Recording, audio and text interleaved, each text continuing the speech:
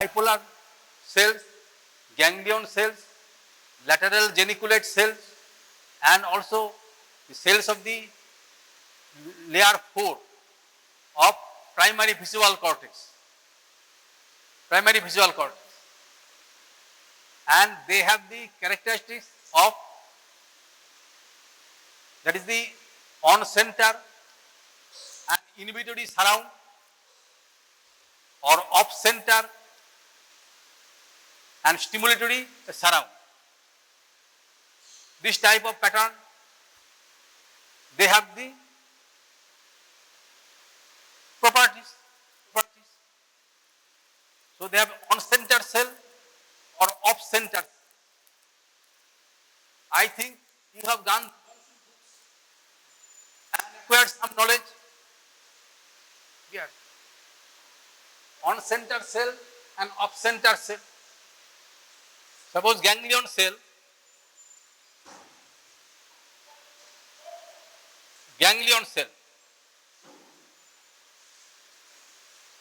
on center,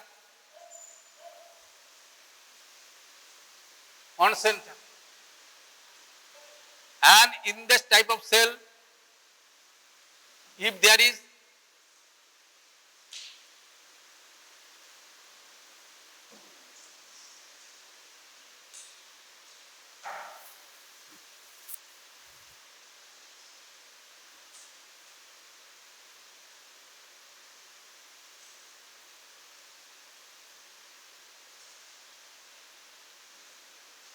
surrounding darkness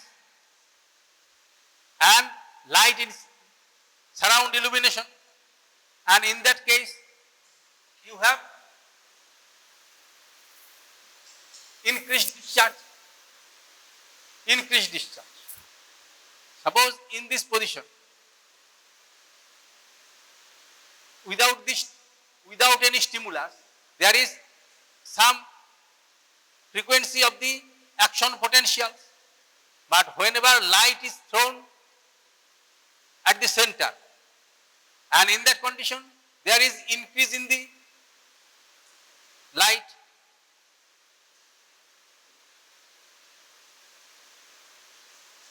increased frequency of the impulses, and when light is withdrawn, then there is diminution of the response or frequency. Yeah. Similar thing you can expect of off center cell.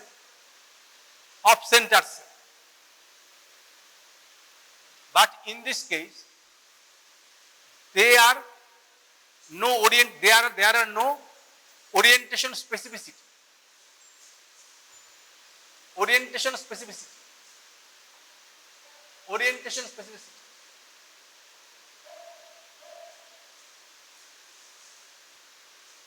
In the off center cell,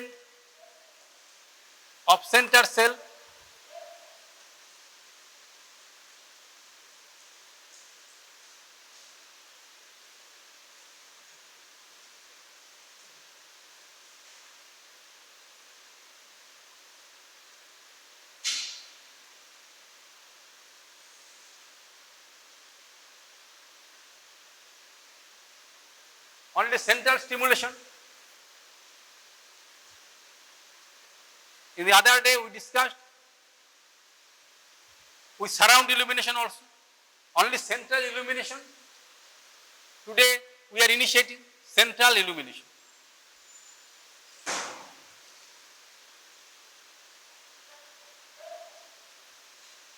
This is the pattern of the response. On center field or on center cell, we have this type of response. It is in the resting condition, and whenever light is thrown at the center, there is increased stimulation. And when the light is withdrawn, there is decreased frequency.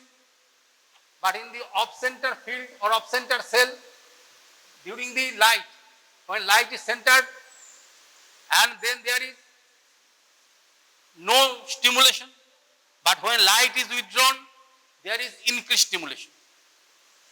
But in this case, there is no orientation specificity. Orientation specificity, and they are active, equally active in all orientation. Orientation means, suppose there is a bar of light or an edge of light and darkness,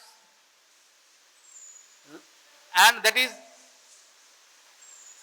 our interest is to know the outline of some figure. Merely presence or absence of light is of no use. So we have to know any line or edges, that is important. A bar of light surrounded by darkness, of a dark line surrounded by light. It is our idea, so that we have some knowledge of the outline of the object we are seeing. Now you see that in the on-center cell, if there is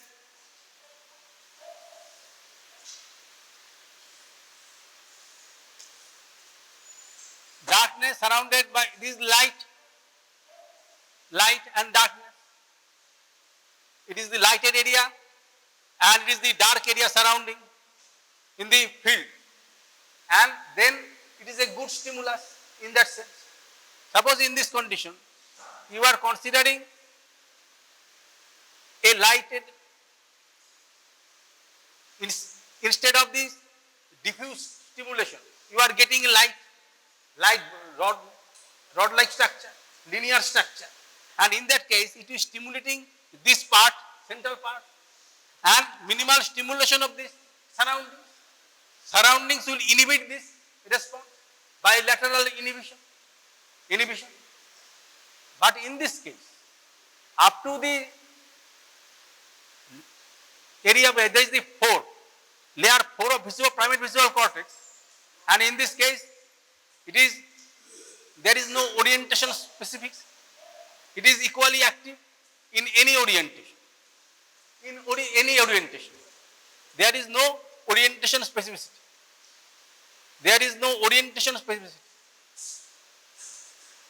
They are equally active. Bipolar cell, ganglion cell, lateral geniculate cell, and cells of the area 4, where they terminate, they have no orientation specificity. They are only simply on-center cell or off-center cell. On-center with surrounding inhibition, or off-center with surrounding stimulation. These are their character. But they have no orientation specificity. They are equally active in any orientation. Any orientation. এটা বোঝা গেছে?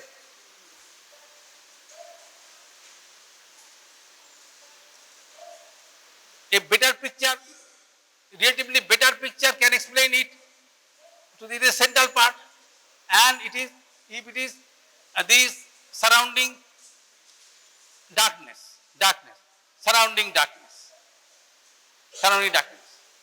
It is a field of a ganglion cell or lateral geniculate cells, and if there is a bar of stimulus, so that this part is stimulated, then this surrounding part, it is less covered. So it is a good stimulus for them. But it has no orientation specificity. It is equally active in any orientation. There is A prime, B prime, C prime, whatever may be, it is equally active.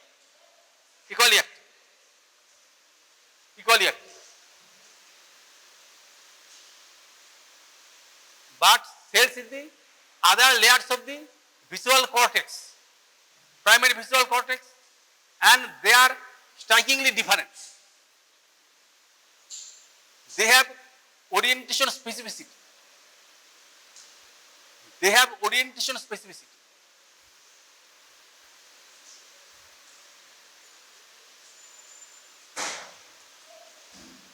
Orientation specificity.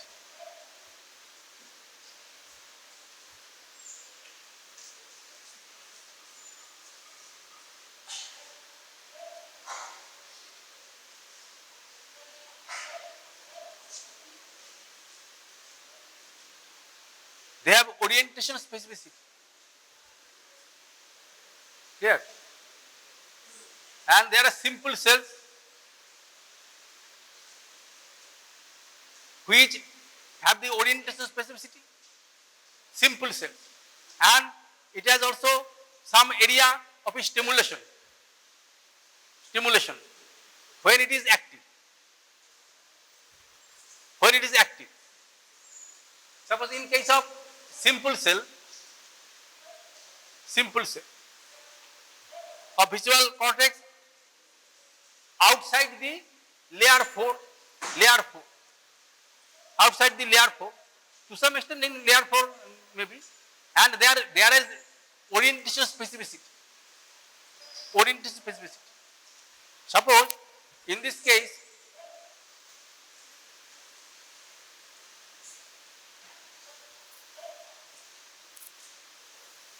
darkness, we are discussing with the on-center cells, but equally it is true to the off-center cells also. It is light area.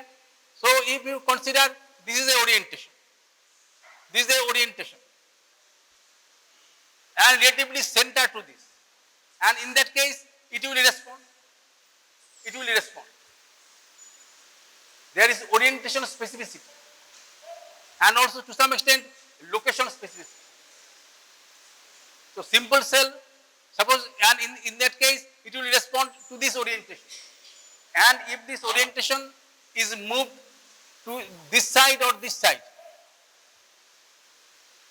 and they are becoming less active,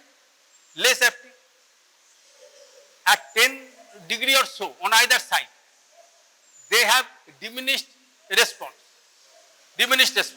Suppose if another orientation in this condition, suppose A and A prime, and in that case simplex cell will be activated in this. It is activated. But when it is in the B prime position, and it is not active. It is not active.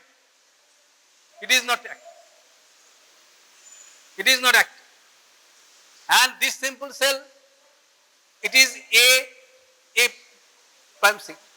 There is another simple cell, it will be B prime. This orientation specific. It is orientation specific in this. And in this case, if it is B and B, it is not active, and it is active. And when it is more than 10 degree or so, then it gradually becomes inactive.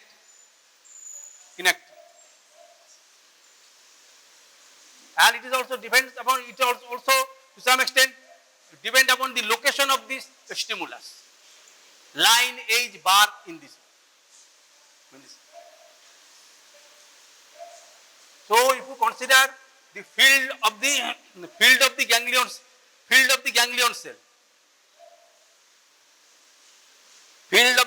cell, ganglion cell represents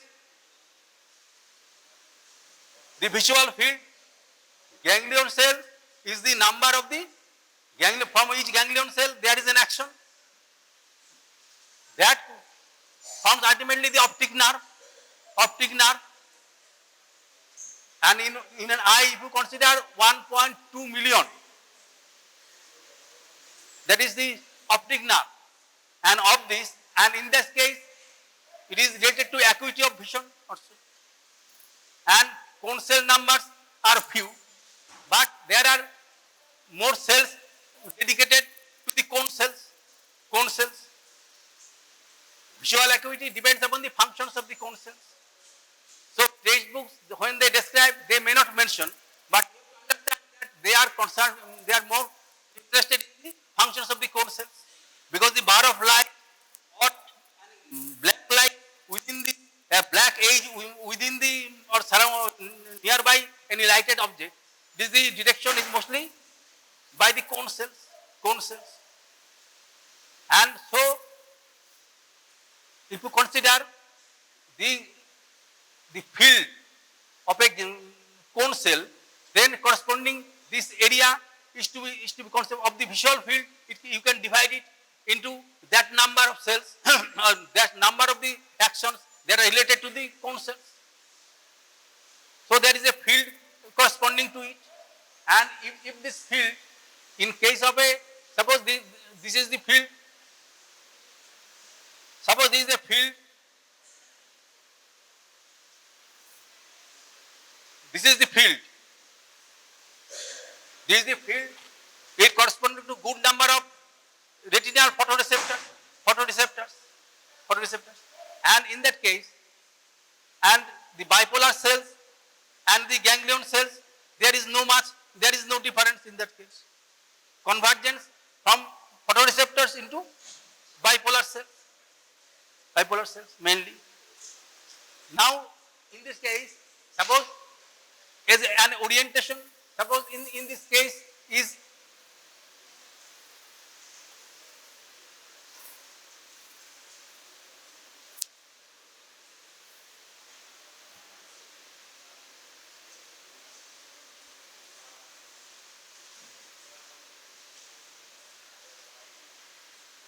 so there is corresponding number of the simple cells, A simple cell will respond to this orientation,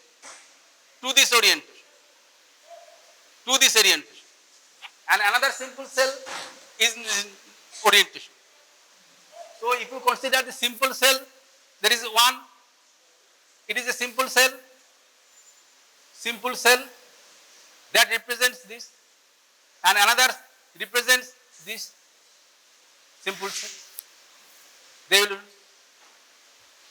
and in this case, if you consider that for every 5 to 10 degree, throughout it 360 degree, there are the numbers of these cells, that respond to this different orientation.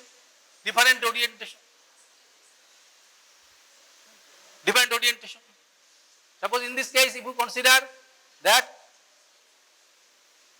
every quadrant 90 degree, so if you start from this, you will find one orientation. Another simple cells, they have different orientation in this orientation in this way.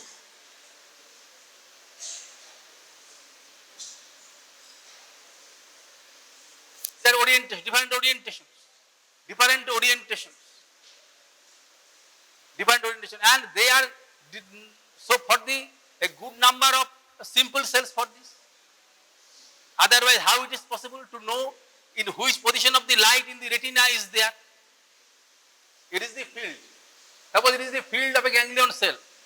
So corresponding to this, there are good number of the simple cells which are orientation specific,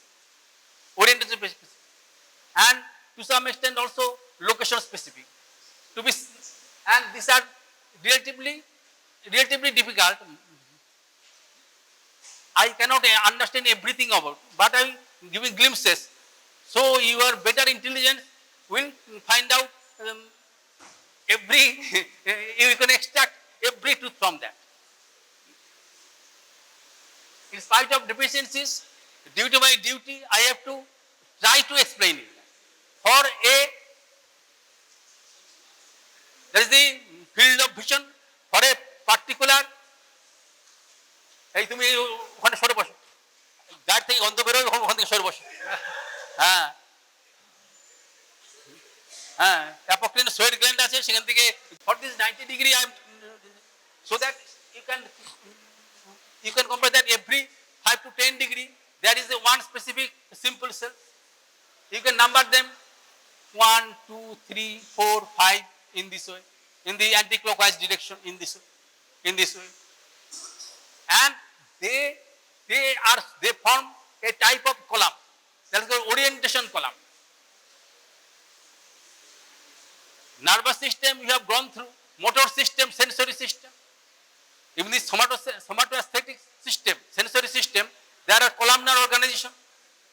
On one part of the body, there is a column for cell columns.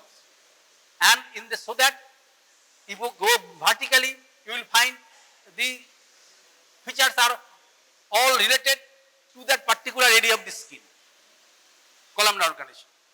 Similarly, there is the orientation columns. Orientation column. And one orientation column, suppose it is the orientation column, suppose for this one, there is a 1 millimeter area. 1 millimeter area devoted to this. And in that case, it is when it is to develop, and in this way, all throughout the 360 degree, there are orientation columns. Orientation columns. Orientation columns. This is called orientation columns. Orientation columns. Orientation columns. Orientation columns. So for a single, for the field of a ganglion cell, you can imagine for every orientation there is a column, and in this way 360 degree is covered. And in this way, so that the idea of the nature to see that this simple cells, they are activated. In particular orientation, one simple cell is activated. And so that this line or edge can be identified. And within the retina, if you consider border field, and in that case, and then there are orientation specificity, at the same time there is the location specificity. You consider the case of a retina, you may think that the similar orientation has a different part. It may be at the center, orientation remain the same, but it may be in the periphery, and it may be at this side. And in that case, there are different type of 1, 2, 3. And for this, there is one simple cell, and for this, another simple cell, and for this, there is simple cell. And in that case, they are oriented in such a way that if you consider their field of the retinal cells, there is the bipolar cells or ganglion cells of a larger area, then you can expect that this type of cells are stimulated. Their fields are smaller, but all cover this most of the center, but minimum of this surroundings, and they are stimulated.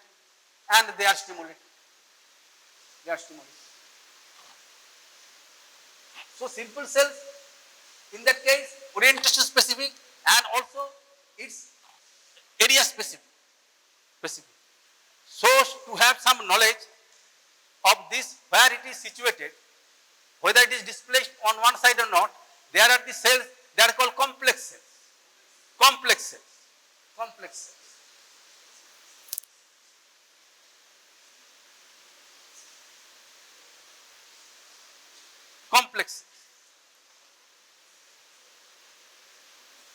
There is the complex cell. If you consider this field in this way, and it is the orientation specificity of the complex cells, and it is independent of this location. It is equally active on this side and also on this side. It is a complex.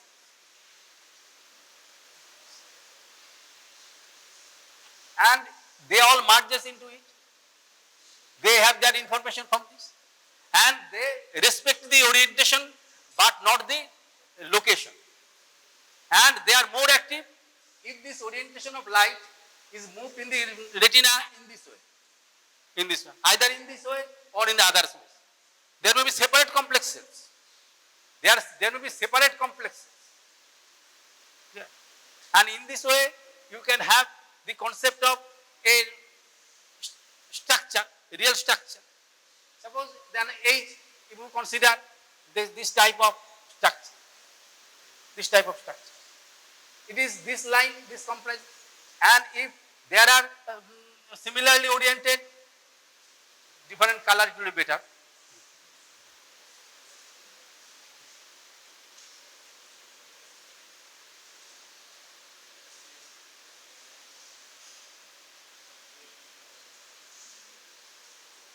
Similarly, a simple cell for this, a simple cell for this, and a simple cell for this. Orientation specific and also location specific. And they all merge into this. They have their field and they are this is orientation specific.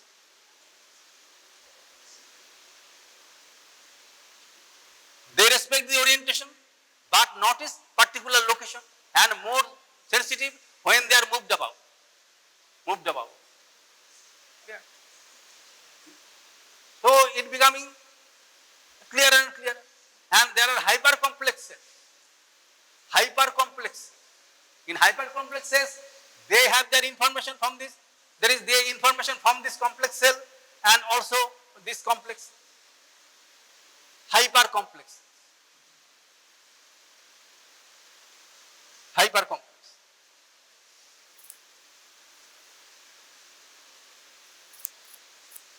Hypercomplex.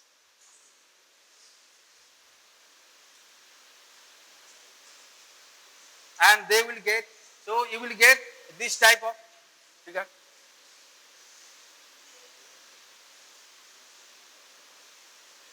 And complex cell 1 and complex cell 2, you will get this type of angle.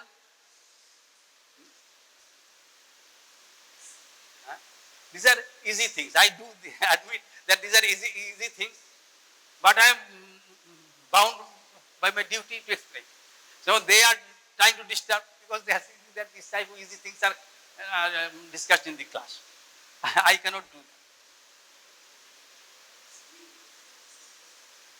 So you have some knowledge of this, that there is a hypercomplex cell. It have this information, these two types of complex cells, and have a concept in this way. And in another color, if you draw this, then you can find that this is the hypercomplex cells that, and similarly other types of, there is the different type of two-dimensional, there is the boundaries can be known. Further generation of complex cells or beyond the hypercomplex cells, it is possible. And within a large field, if their sizes do differ, but their orientation specificity, depending upon orientation specificity and the behavior of the cells, you can get the idea of this. There, idea. And within the field, there may be smaller elements of similar to this, but they will stimulate, they can stimulate the same cell. They will differ in sizes. It will be larger, smaller, and the cells can respond. Hypercomplex cells or further generations of this. You can have idea. And you can remember from your basic concepts, the number of photoreceptors are rod cells 120 million, cone cells 6 million, 1.2 million of ganglion cells or optic nerve fiber. So there is convergence of 1:1, and there is a doubling of this process in geniculocalcarine tracts into 2, and then for one optic nerve fiber there is 1000 cells in the primary visual cortex. Yeah. Primary visual cortex. And for this number of cells, and it is their specificity. In layer 4, where they terminate, up to this is this. After that, there are requirement of more cells. For a simple, for the cell, for the field of a ganglion cell, you will get this orientation.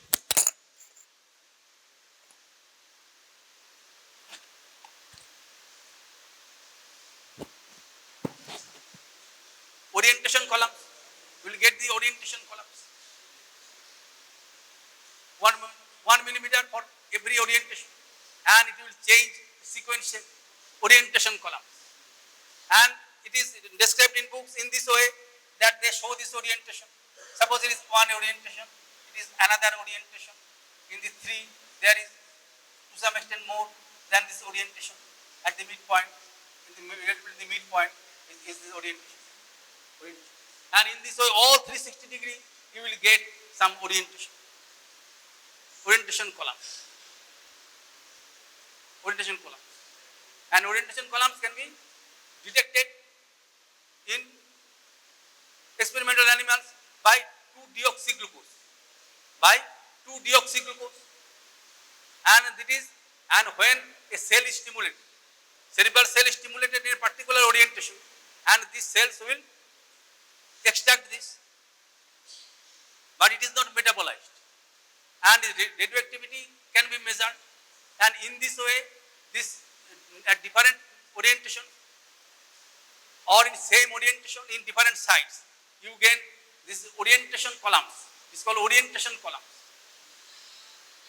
of the visual cortex. Orientation column. And there's complex intricate structures. They are separated by equal space. Intricate structure. This is an orientation column for a particular orientation. And they were going to differ with different orientation. You are considering a single field of, in this case, of a ganglion cells. Similarly, millions of ganglion cells and millions of areas, and light can take any orientation at a different lengths. And to some extent, the length of this bar of light is also important to some extent. Length. And some hypercomplex cell, they can respond to particular length in some cases. So that these ages can be known. And in this way, and later, and the outline of a figure can be known. From the outline of the figure, you can remember that object.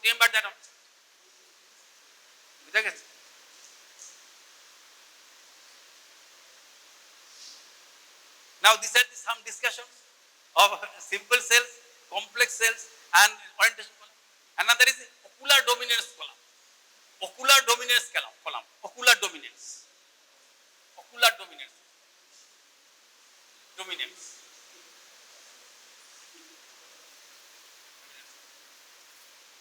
And in that case, the whole column. Suppose you can remember that in case of retina,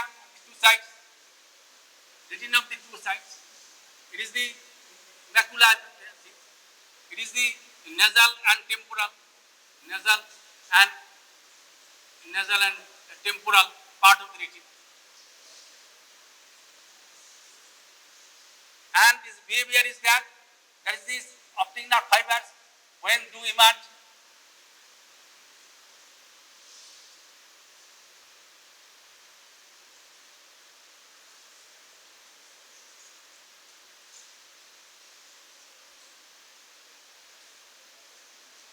In this crossing, it is optic chiasm, half crossing.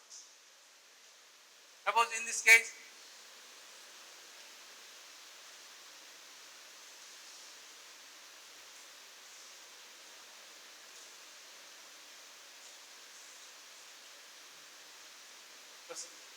and when it goes to lateral geniculate body, in lateral geniculate body,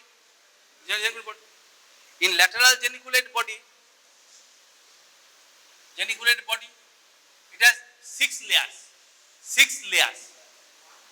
From ventral to dorsal, there are 6 layers. 1 to 6. That is,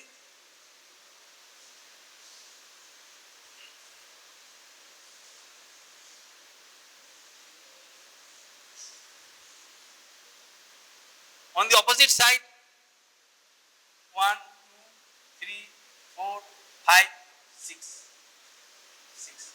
It is the dorsal and it is the ventral part. And from the opposite side, they have 146.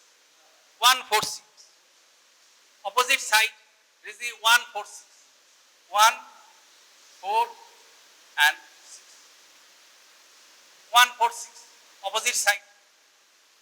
1 is opposite. 1, 4, 6 you can. 4 is foreign, is outside. 1, 4, 6 you can remember. Another is 2, 3, 5. It is the ipsilateral. Ipsilateral. 2,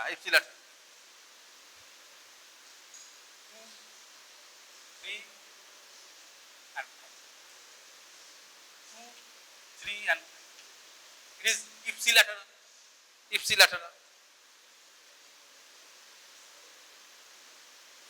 And of this, the cells to differ in their morphology. M ganglion cell, magnocellular layer and parvocellular layer. 1 and 2 is magnocellular layer, capital M cells. 1, 2 are magnocellular layer. It is the magnocellular M cells. And they are the parvocellular layer. Parvocellular.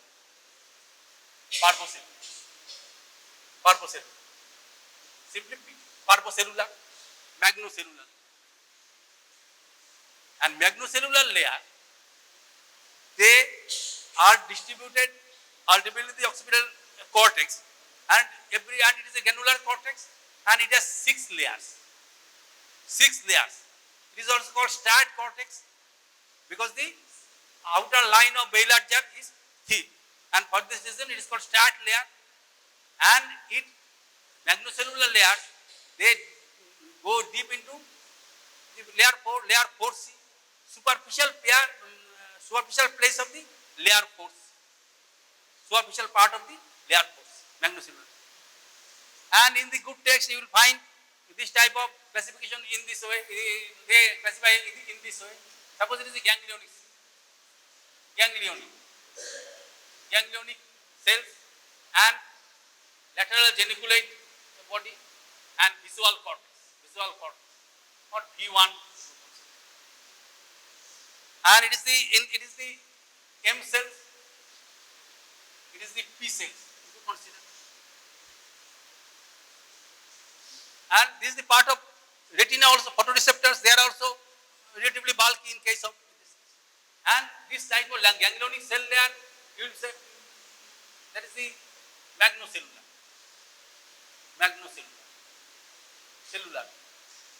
layer, this M cell. And it is also lateral geniculate body in 1 and 2 layers, 1 and magnocellular layer. And parvocellular layer, in this case, parvocellular.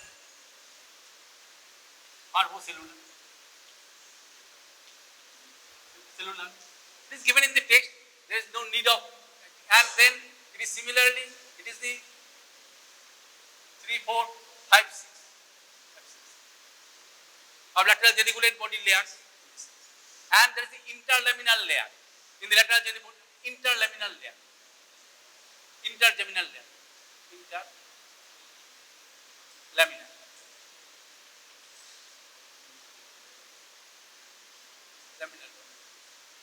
It is a form, it is the connection to, there is the parvocellular layer, and in that in that case it is the layer 2 and 3 of the visual cortex. And in the visual cortex it is the superficial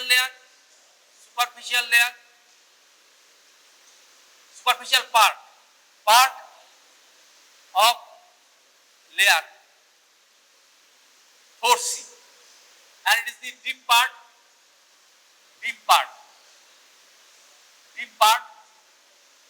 of layer 4C.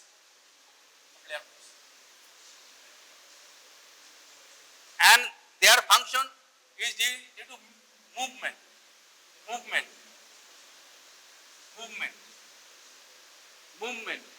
flicker, stereopsis.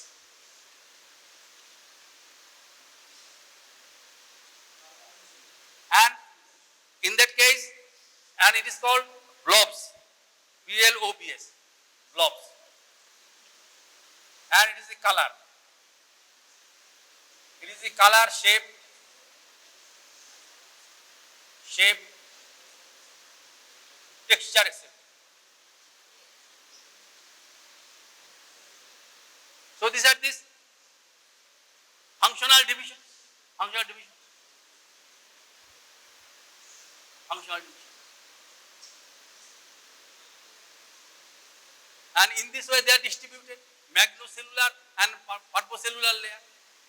They are not related to colors, but these layers they are connected to this color. From V1 the processing begins.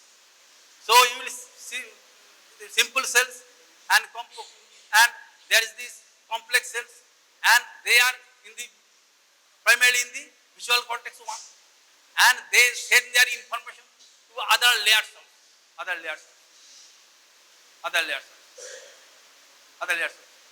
and in this way there are parallel process, 0.2 millimeter in diameter, and they are reaching mitochondrial cytochrome oxidase, and their mosaic part in their present unstained, they are in the mosaic part there, globes, and interlaminar layer, they are the interlaminar layer, and they are also related to color sensation. Everything in detail you cannot expect any text, but it cannot be, it has not been explored completely. Only some glimpses I am trying to understand from my weak brain and try to deliver it, so that you can gather more knowledge. So in this way they are distributed, and from V1 to different areas they will spread. From this part and from the other part there are two basic pathways, dorsal pathway and the ventral part. Dorsal pathway going to parietal lobe. Yeah. Dorsal pathway and ventral pathway, and they are related to mainly the movement. Yeah. And there is the ventral pathway to the temporal lobe, where everything in details, including shape and faces of an individual, is stored. And they are big areas. So if you recognize an individual, it is very difficult to forget. In the process of malingering, criminals say, I do not know. But it is highly difficult. Large area is devoted. In the temporal part for the recognition. And besides this, there are other areas. That is the geniculocalcarine fibers. They end around the lips of the calcarine fissure. And there are different areas. Previously, it was on the monkeys that were tested. They were learned about some visual field structures, and by that is the electrodes that can be studied. But it is a difficult process. But now functional magnetic resonance and this type of imaging techniques in intact animals and human beings, that is area stimulated, can be recognized. And in this way, different areas were known. In monkeys, 35 areas, known areas, connected by 302 pathways, known pathways is known. And human beings, you will find this type of figure in your good text. You will consult for this part, at least this Ganong's current text, you will find different areas. Around the calcarine fissure is the V1, surrounding is V2, V3, V3A, V4V, VP, MT, and their abbreviations. Their full abbreviations is given in the text. Suppose MT is medial temporal, VP is ventral posterior, and in this way there are abbreviations in these different areas of cerebral cortex. And V8 is important in that. V8 It is related to color vision. B8 is related to color vision. Color vision. Color vision. Now, in that case, we are considering this part of ocular dominance column. Ocular dominance column, we beginning the discussion with this heading ocular dominance column. And in that case, if you consider the cell's ocular dominant column, dominance column, and what it is, suppose in an experimental animal, if a radioactive amino acid is injected into an eye, it may be this eye or this eye, injected into an eye, radioactive amino acid, it will be incorporated into the protein because photoreceptors contains the retinal mark and a protein, and the amino acid can be incorporated into it. Amino acid can be and they are the living cells and they do synthesize because photoreceptors, they contain nucleus, mitochondria, they are energy rich and so they can synthesize. And if necessary, they take the help of the pigment epithelium. They also can synthesize something. Ultimately, the cells photoreceptors will gain this. And from this, they will traverse via the bipolar cells to ganglionic cells. This radioactive amino acid incorporated into the protein. And can they traverse into the ultimately this ganglion cells. And from the ganglion cells to lateral geniculate cells. And by the geniculocalculent fibers into the cerebral cortical cells. And they are distributed in layers. In layer 4, initially layer 4, and it is this magnocellular layer if you consider, and everywhere there is the layer 4, it is, that is the cells are activated from one eye. Cells are activated if you give radioactive amino acid in this case.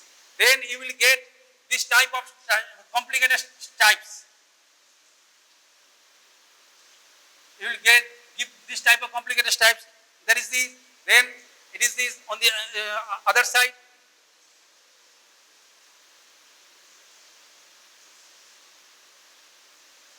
At equal distances, you can expect this. Complicated their structures.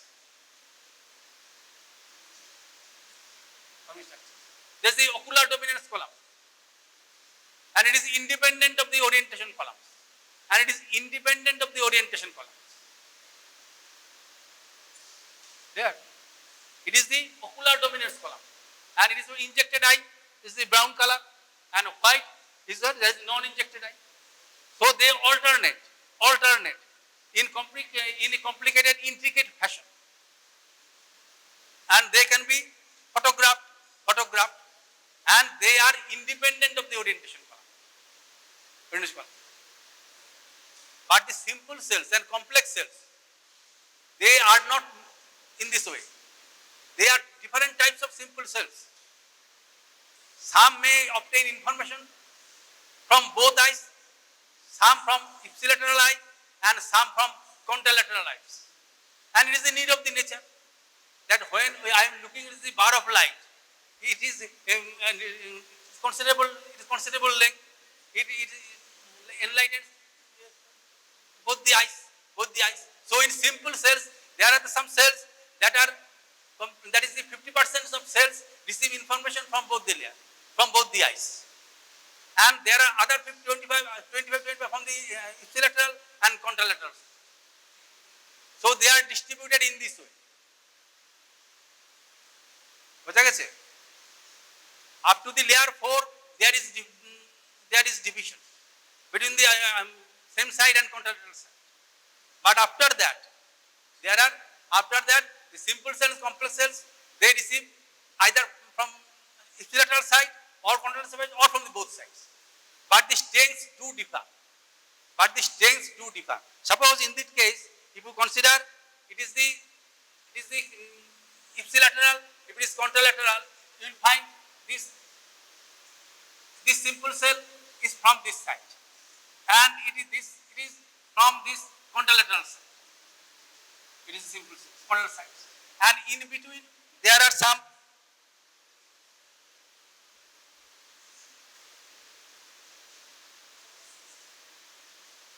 In this way, their contribution. So 50% of the cells, 50% of the cell from the both the eyes, and 20% from the exclusively from the ipsilateral, or ipsilaterally from the contralateral.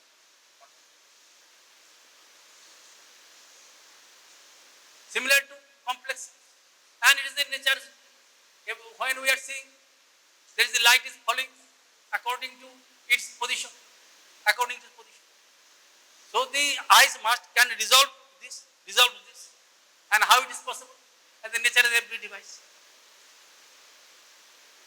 So if you think this hierarchy, that is the photoreceptors, they are only sensitive to light. Only sensitive to light means nothing. Suppose you are looking at the sky. If there is no structure, it is of no use. But if some target comes, if a cloud comes, if a bird comes, if an aeroplane comes, then it will attract attention. And that is required. And for this reason, there must be an outline, and this outline can be deciphered. Outline decipher is begin the very process in this. That is the on-center cells and off-center cells. On-center cells and off-center cells. For particular cone cells, you can get different responses. There are few minutes. I think it will help. I will try to explain how it is possible in the bipolar and ganglion cells.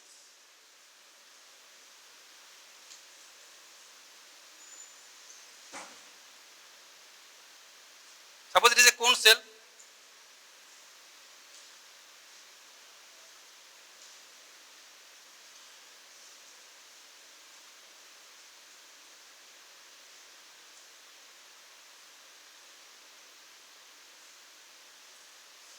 This is a cone cell, and there is this illumination, surrounding illumination. It may be whatever may be the cell, if you consider, and it is stimulated. Whenever there is light, then it is stimulated. Now it combines with two bipolar cells. Bipolar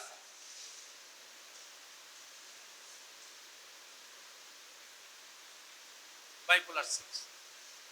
It is another bipolar cell.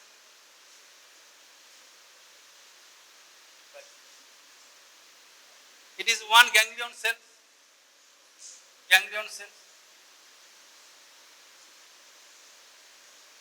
It is another ganglion cell.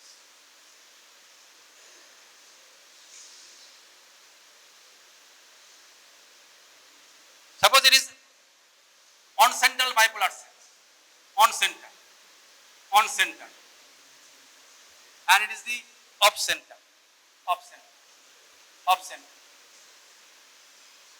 And in this case, it is the neurotransmitter is glutamate. Clear?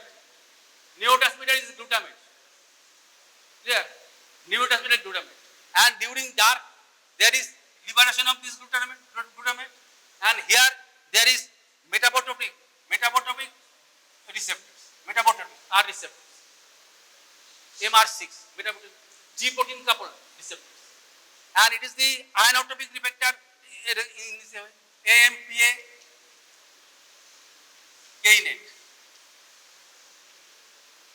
These are ionotropic receptors. And when this is during dark, and in that case, this glutamate is behaving, is receptor with this receptor, then there is blocking of the sodium channels, similar to the photoreceptors. And there is hyperpolarization in the dark.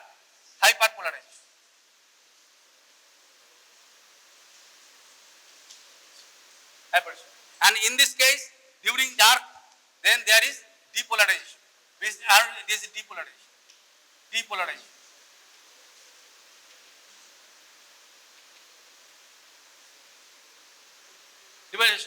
Now, and in that is during dark, and whenever light appears, then his behavior is changed. Then his hyperpolarization is changed into depolarization.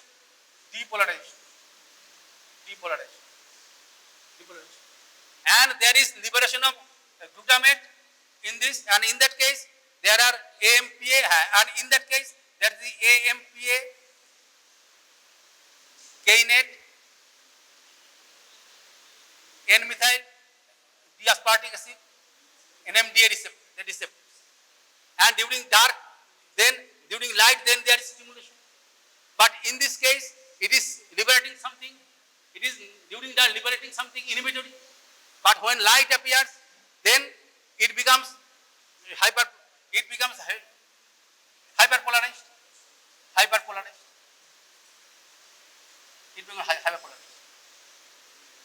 During light, hyperpolarized. And in that case, there is this inhibitory transmitter is gone, and then there is action potential generation.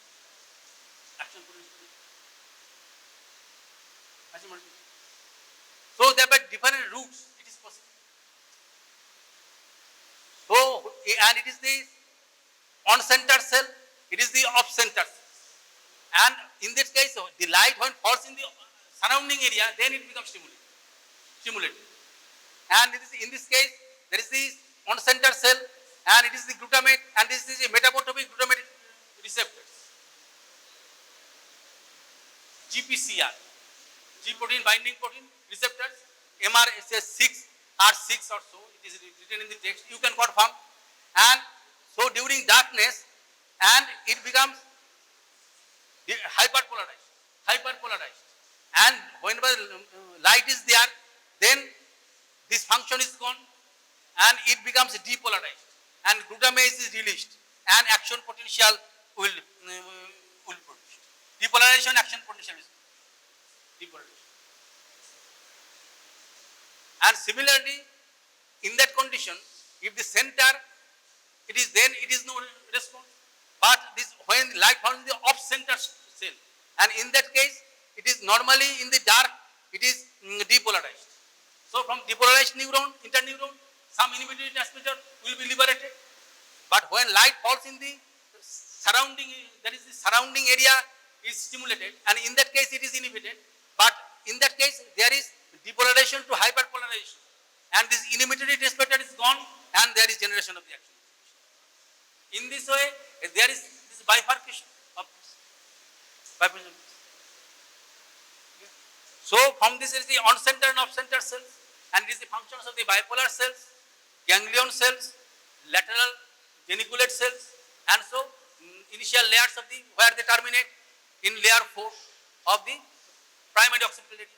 But other cells, there is even mostly beyond the this area 4, there is the layer 4 of the occipital cortex, and these cells, they are orientation specific.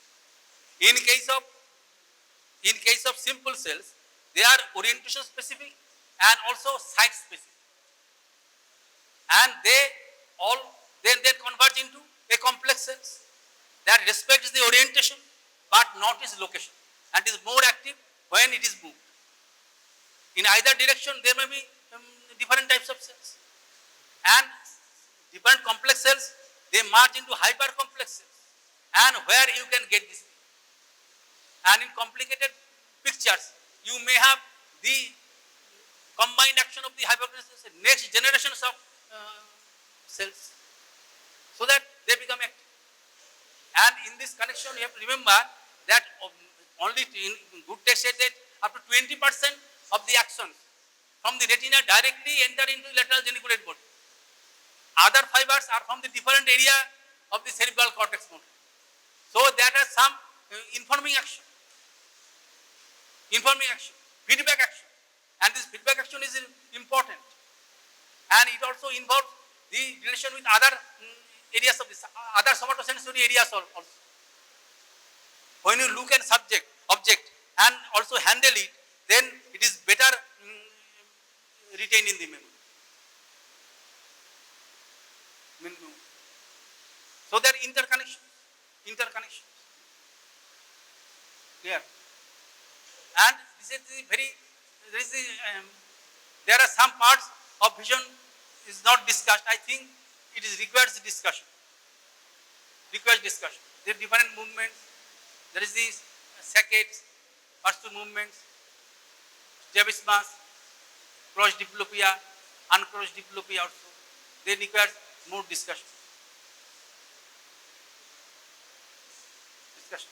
But time is limited. I do not know what to do.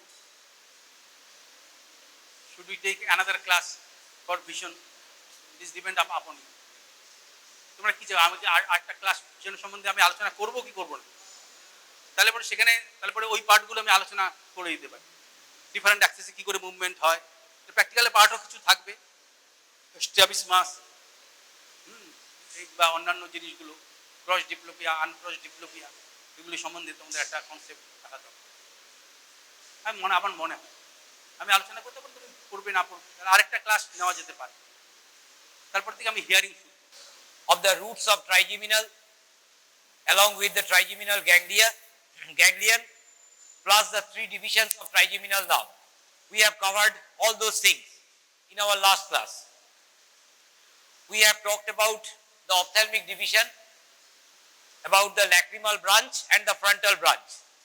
We are left with discussing about the nasociliary branch of ophthalmic division. So first of all, I will deal with the nasociliary branch of ophthalmic division, then I will proceed with the mandibular division and the maxillary division. Of the three, from theoretical point of view, trigeminal ganglion is important, no doubt about that. The mandibular division is very important from theoretical point of view. From practical viva point of view, all the divisions are important. Now regarding the nasociliary division, first I will tell you about that thing. Ophthalmic divisions of the trigeminal nerve, termination of the ophthalmic divisions is obviously here. In this area, the branches of ophthalmic nerve will be entering. The 3 branches of ophthalmic nerve will be entering in an area like this, in the skull. On either side we will be finding such an area. এরকম একটা area আমরা দেখতে পাবো। This area is obviously representing the orbit. Horizontal section, this area is representing the orbit. Therefore, the 3 branches of ophthalmic nerve we will encounter in the orbit, be it the lacrimal branch or the frontal branch or the nasociliary branch. ঠিক আছে? We will be encountering them within the orbit. The lacrimal branch will be like this. The lacrimal branch will be like this. It will be going towards the superolateral angle of the orbit. Lacrimal branch will be going towards the superolateral angle of the orbital socket. Skull je orbit ache towards the superolateral angle, because in the superolateral angle we find the lacrimal gland. ঠিক আছে? তাহলে it will provide a few branches to the lacrimal gland and then it will come out. ফেট আমরা বলে দিয়েছি, আমি আর repeat করব না। Frontal branch will be going like this. The frontal branch, quite a stout branch, it will be going like this and will divide into a supratrochlear and a supraorbital. The frontal branch, it is quite a stout branch, easily dissection e পাওয়া যায়, frontal branch. The third one is the nasociliary. The third one is the nasociliary. Regarding the nasociliary branch, remember, it enters the orbit. It enters the orbit neither through the lateral compartment nor through the medial compartment, but through the central compartment. Within the common tendinous ring, we encounter, এটা মনে রাখতে হবে, এই অরবিটের যে apex আছে, এই যে apex আছে, এখানে কমন টেন্ডিনাস রিংটা আছে এরকম। This is the common tendinous ring. This is the common tendinous ring. এরকম একটা tendinous ring আছে।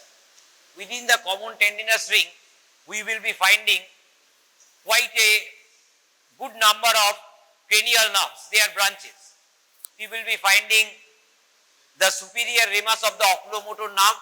ধরো এটা superior ramus of oculomotor nerve, কাটা পড়েছে। In the apex of the orbit, the superior ramus of the oculomotor nerve has been sectioned. এরকম দেখতে লাগবে superior ramusটা। This is the inferior ramus or inferior branch, larger than the superior ramus. In between the two, we will be finding the nasociliary branch of ophthalmic division. Quite another nerve. Nasociliary branch. Nasociliary branch, it is from the ophthalmic division. It has got nothing to do with the oculomotor. ঠিক আছে, third cranial nerve. That is the third cranial nerve, the two rami we will be finding. In between the two we are finding the nasociliary. Plus within the common tendinous ring we will also find the abducent nerve. আমরা abducent nerve-টাকেও দেখতে পাবো এখানে। The sixth cranial nerve, ওটাকেও আমরা দেখতে পাই, the abducent nerve. All these four nerves will be there within the common tendinous ring entering the orbit. The two rami of the oculomotor, third cranial nerve, the sixth cranial nerve or the abducent, and the nasociliary branch of ophthalmic division. Now the nasociliary branch will be coursing, it enters the orbit through the common tendinous ring. ঠিক আছে? It will be coursing medially like this. It will be coursing medially like this, unlike the lacrimal branch. তাহলে to find out the nasociliary branch, we have to search over the medial wall of the orbit. Orbited যে medial wall আছে, সেখানে আমরা we will try to find out the nasociliary branch. As opposed to the lacrimal branch, which will be along the lateral wall of the orbit. Now this nasociliary branch is very important because it bears an important relation with the all important optic nerve. The nasociliary branch of ophthalmic division, it will cross the optic nerve from the lateral to the medial side. ঠিক আছে, lateral থেকে medially, এই যে দেখো এরকম lateral থেকে যখন medially যাচ্ছে, it will find here the optic nerve. এখানে এরকম ভাবে optic nerve-টাকে দেখতে পাবে, এরকম optic nerve-টা আছে। ঠিক আছে, এইটা optic nerve, optic nerve-টাকে ক্রস করবে। As it crosses the optic nerve, it will provide two very important branches for the eyeball, and those two branches are being called as the long ciliary nerves. Slender nerves, খুব পাতলা সরু nerves আমরা দেখব in relation to the optic nerve, they are proceeding towards the eye, nasociliary branches. তাহলে nasociliary branches গুলোকে আমরা এরকম ভাবে দেখতে পাবো by the side of the optic nerve. এদের নাম হচ্ছে long ciliary nerves. তাহলে nasociliary division,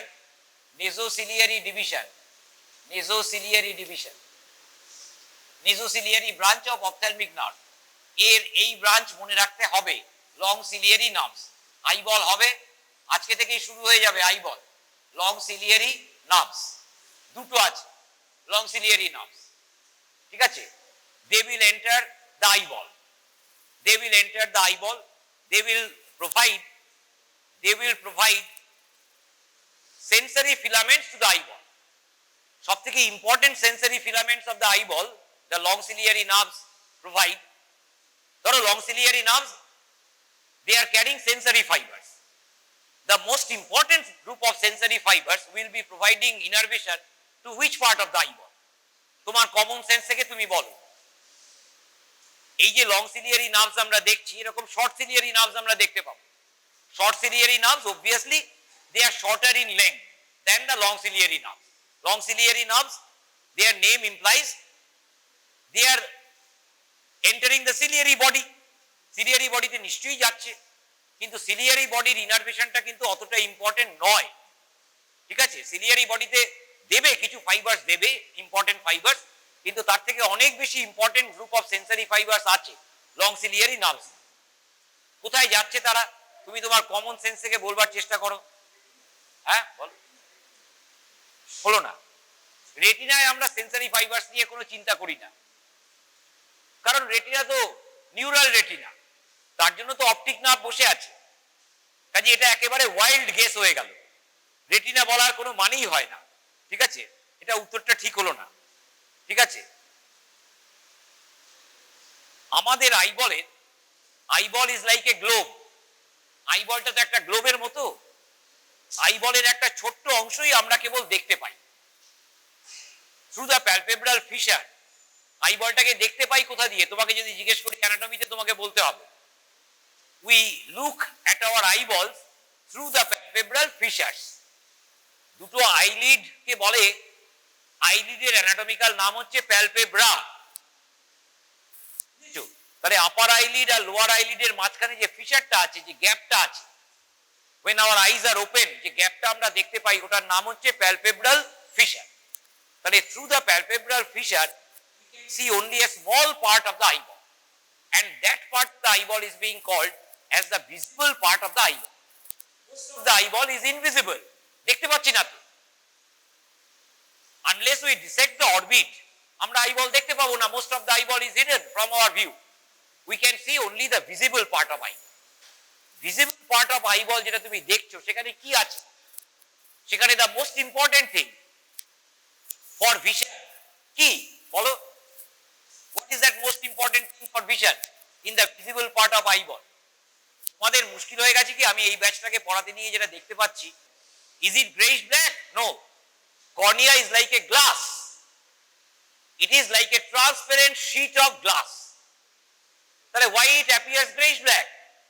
Because of the presence of diaphragm within the eyeball. Because of the presence of a muscular diaphragm within the eyeball. And that muscular diaphragm is being called as the iris. It is the iris that imparts color to the eyeball. ঠিক আছে, amount of iridial pigments determine the color of the eye. In most of the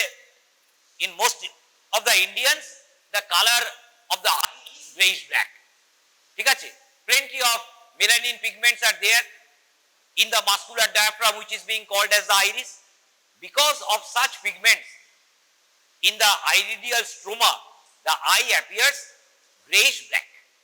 The cornea is transparent, it is like a sheet of glass. That is why rays of light can enter from different directions into the eye. তাহলে cornea is the most important element. কর্নিয়ার উপরে একটু সামান্য কিছু পড়লে কি অসুবিধা হয় তুমি বলো তো? কি ভীষণ অসুবিধা হয়, চোখ করকর করে, ব্যথা হয়, চোখ দিয়ে জল ঝরে। তাহলে it is the innervation of cornea which is most important. কাজে long ciliary nerves provide sensory branches to the corneal epithelium. Corneal epithelium যেটা কর্নিয়ার সামনে বসে আছে, stratified squamous, non keratinized, সেই stratified squamous epithelium কে innervate করে long ciliary nerves. That is why long ciliary nerves are so important. ঠিক আছে, besides the sensory fibers, most of the fibers are sensory because this is a branch from the nasociliary, but some fibers belong to the autonomic system, যেটা আমি একটু পরে বলছি। Some fibers belong to the autonomic system. তাহলে long ciliary nerves হল। nasociliary branch চলে গেল, long ciliary দিয়ে দিল। Next it will provide a branch here, and next it will provide a quite large branch here, medially directed দুটো branch দেবে, and finally it will come out as the infratrochlear nerve. তাহলে one of the branches, the termination বলবো না, one of the branches of nasociliary is infratrochlear that appears upon the skin of the face. ঠিক আছে, near the medial angle of the eye. এই যে আমার medial angle of the eye আছে, এইখানে আমরা infratrochlear নার্ভটাকে দেখতে পাবো। ঠিক আছে, that branch of nasociliary will be appearing near the medial angle of the eye in the facial skin, infratrochlear. Now regarding these two branches, তাহলে আরেকটা ব্রাঞ্চের নাম কি হলো? infratrochlear.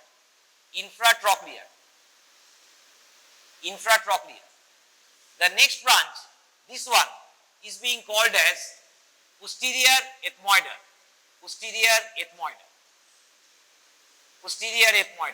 And this one is important, it is being called as anterior ethmoidal. This posterior ethmoidal branch will provide innervation to the mucosa of the posterior ethmoidal air sinuses plus a part of the nasal mucosa. Posterior ethmoidal branch will innervate the mucosa of the posterior ethmoidal air sinuses plus a part of the nasal mucosa. Anterior ethmoidal branch will provide innervation to the anterior and middle group of ethmoid air cells, will provide innervation to the nasal mucosa. ঠিক আছে, এবার anterior ethmoidalটা কিন্তু important. It is really the continuation of nasociliary, carries plenty of sensory fibers. It will provide innervation to the mucosa of anterior and middle ethmoid air cells plus nasal mucosa. ঠিক আছে, plus a part of the skin of the, এই যে আমাদের নোজের যে skin আছে এই জায়গাটাকে supply করে, বুঝেছো? তাহলে অ্যান্টেরিয়র এথময়েডাল নার্ভের ব্রাঞ্চেস আছে to supply the nasal mucosa, তাদের নাম কি? Internal nasal rami. বাইরে যেটা বেরিয়ে এলো to supply the nasal skin তার নাম কি? External nasal branch. তাহলে ইন্টারনাল নেজাল ব্রাঞ্চ আছে, branch or branches, external nasal branch আছে। তাহলে নেজোসিলিয়ারি নার্ভের ব্রাঞ্চ কি দাঁড়ালো? Long ciliary nerves, infratrochlear, anterior and posterior ethmoidal. অ্যান্টিরিয়র এথময়েডালের মনে রাখবে যে এর ব্রাঞ্চ আছে internal nasal rami, external nasal ramus, external nasal branch আর ইন্টারনাল নেজাল ব্রাঞ্চেস, ব্রাঞ্চেস, ঠিক আছে? এবার এই যে লং সিলিয়ারি নার্ভস আমি বললাম, it carries some autonomic fibers. Such autonomic fibers, remember, they are sympathetic in nature. They are sympathetic in nature.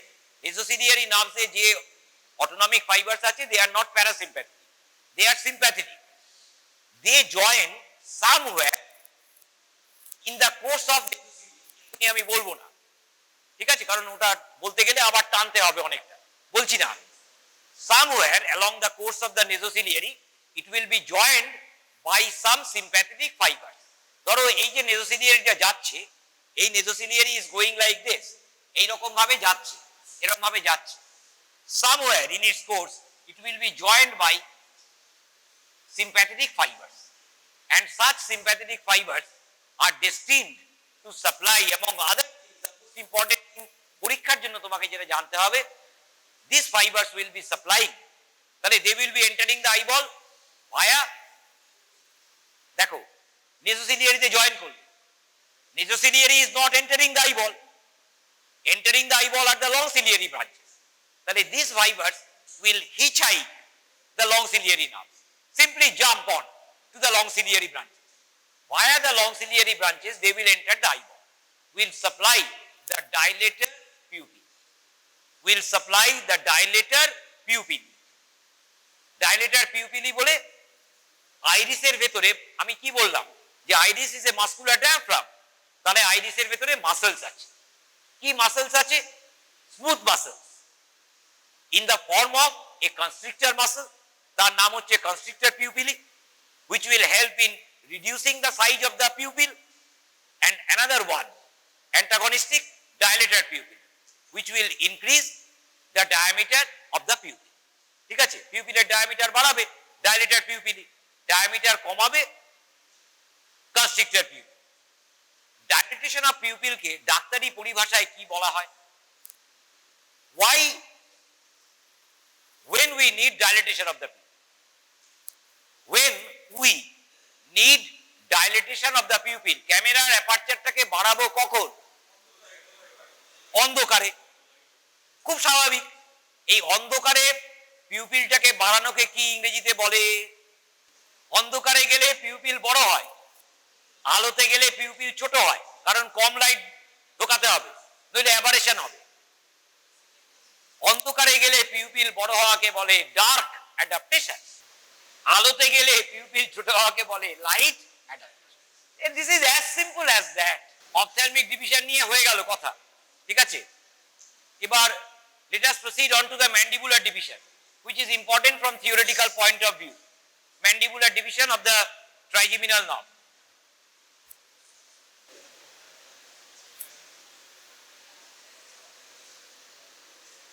Base of skull এই ফুটোটা আঁকলাম, base of skull, this aperture is in the base of skull, in the floor of the middle cranial fossa. This aperture is meant for the passage of the sensory fibers of mandibular nerve, the sensory fibers of mandibular, plus the motor root of fifth. ঠিক আছে? তাহলে আমি motor root of fifth টাকে দেখাচ্ছি।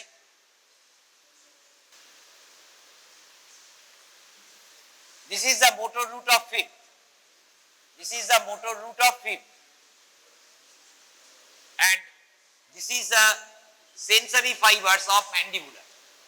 অনেক অনেক fibres আছে, অনেক ফাইবারস আছে। This is the sensory sensory fibers of mandibular, মানে mandibular division বলতে পারো, mandibular division of the fifth nerve, ঠিক আছে? This is really the mandibular division of the fifth nerve.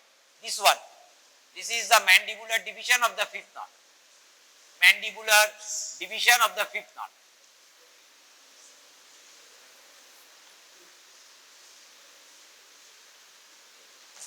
Mandibular division of fifth nerve, and this is the motor root of fifth nerve, motor root of trigeminal, motor root of fifth nerve, ঠিক আছে? This aperture is in the floor of the middle cranial fossa being called as the foramen ovale, ঠিক আছে? The two roots will emerge from within the cranial cavity, will come out, ঠিক আছে? তাহলে দুটো root বেরিয়ে আসছে, এটা বেরিয়ে এলো, এই বেরিয়ে এলো, এই বেরিয়ে আসছে, এইটা বেরিয়ে এলো, এই বেরিয়ে এলো, ঠিক আছে? Immediately beneath the foramen ovale, the roots will join, will give rise to the trunk of the mandibular, will give rise to the trunk of the mandibular nerve, will give rise to the trunk of the mandibular nerve, ঠিক আছে? তাহলে trunk of the mandibular A there will be fibers, motor fibers from the fifth nerve, a few, rest of the fibers are sensory fibers belonging to the mandibular division. The two join together immediately beneath the foramen ovale, will give rise to the mandibular trunk. The trunk is very short, খুব ছোট্ট trunk, ঠিক আছে? The trunk will immediately divide into branches, but before dividing into branches, the trunk will provide a few branch, ঠিক আছে? And the trunk bears some important relations. এটা পরীক্ষার জন্য জানতে হবে, কারণ আমি আগেই বলে দিয়েছি যে ম্যান্ডিবুলার পরীক্ষায় আসে, ঠিক আছে? From the trunk we will be finding carrying only motor fibers. আমরা এরকম ব্রাঞ্চ দেখব,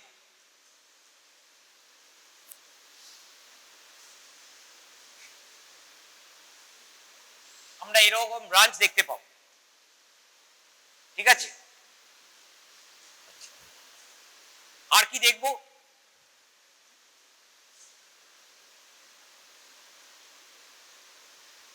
আমি তিনটে ব্রাঞ্চ দেখাচ্ছি,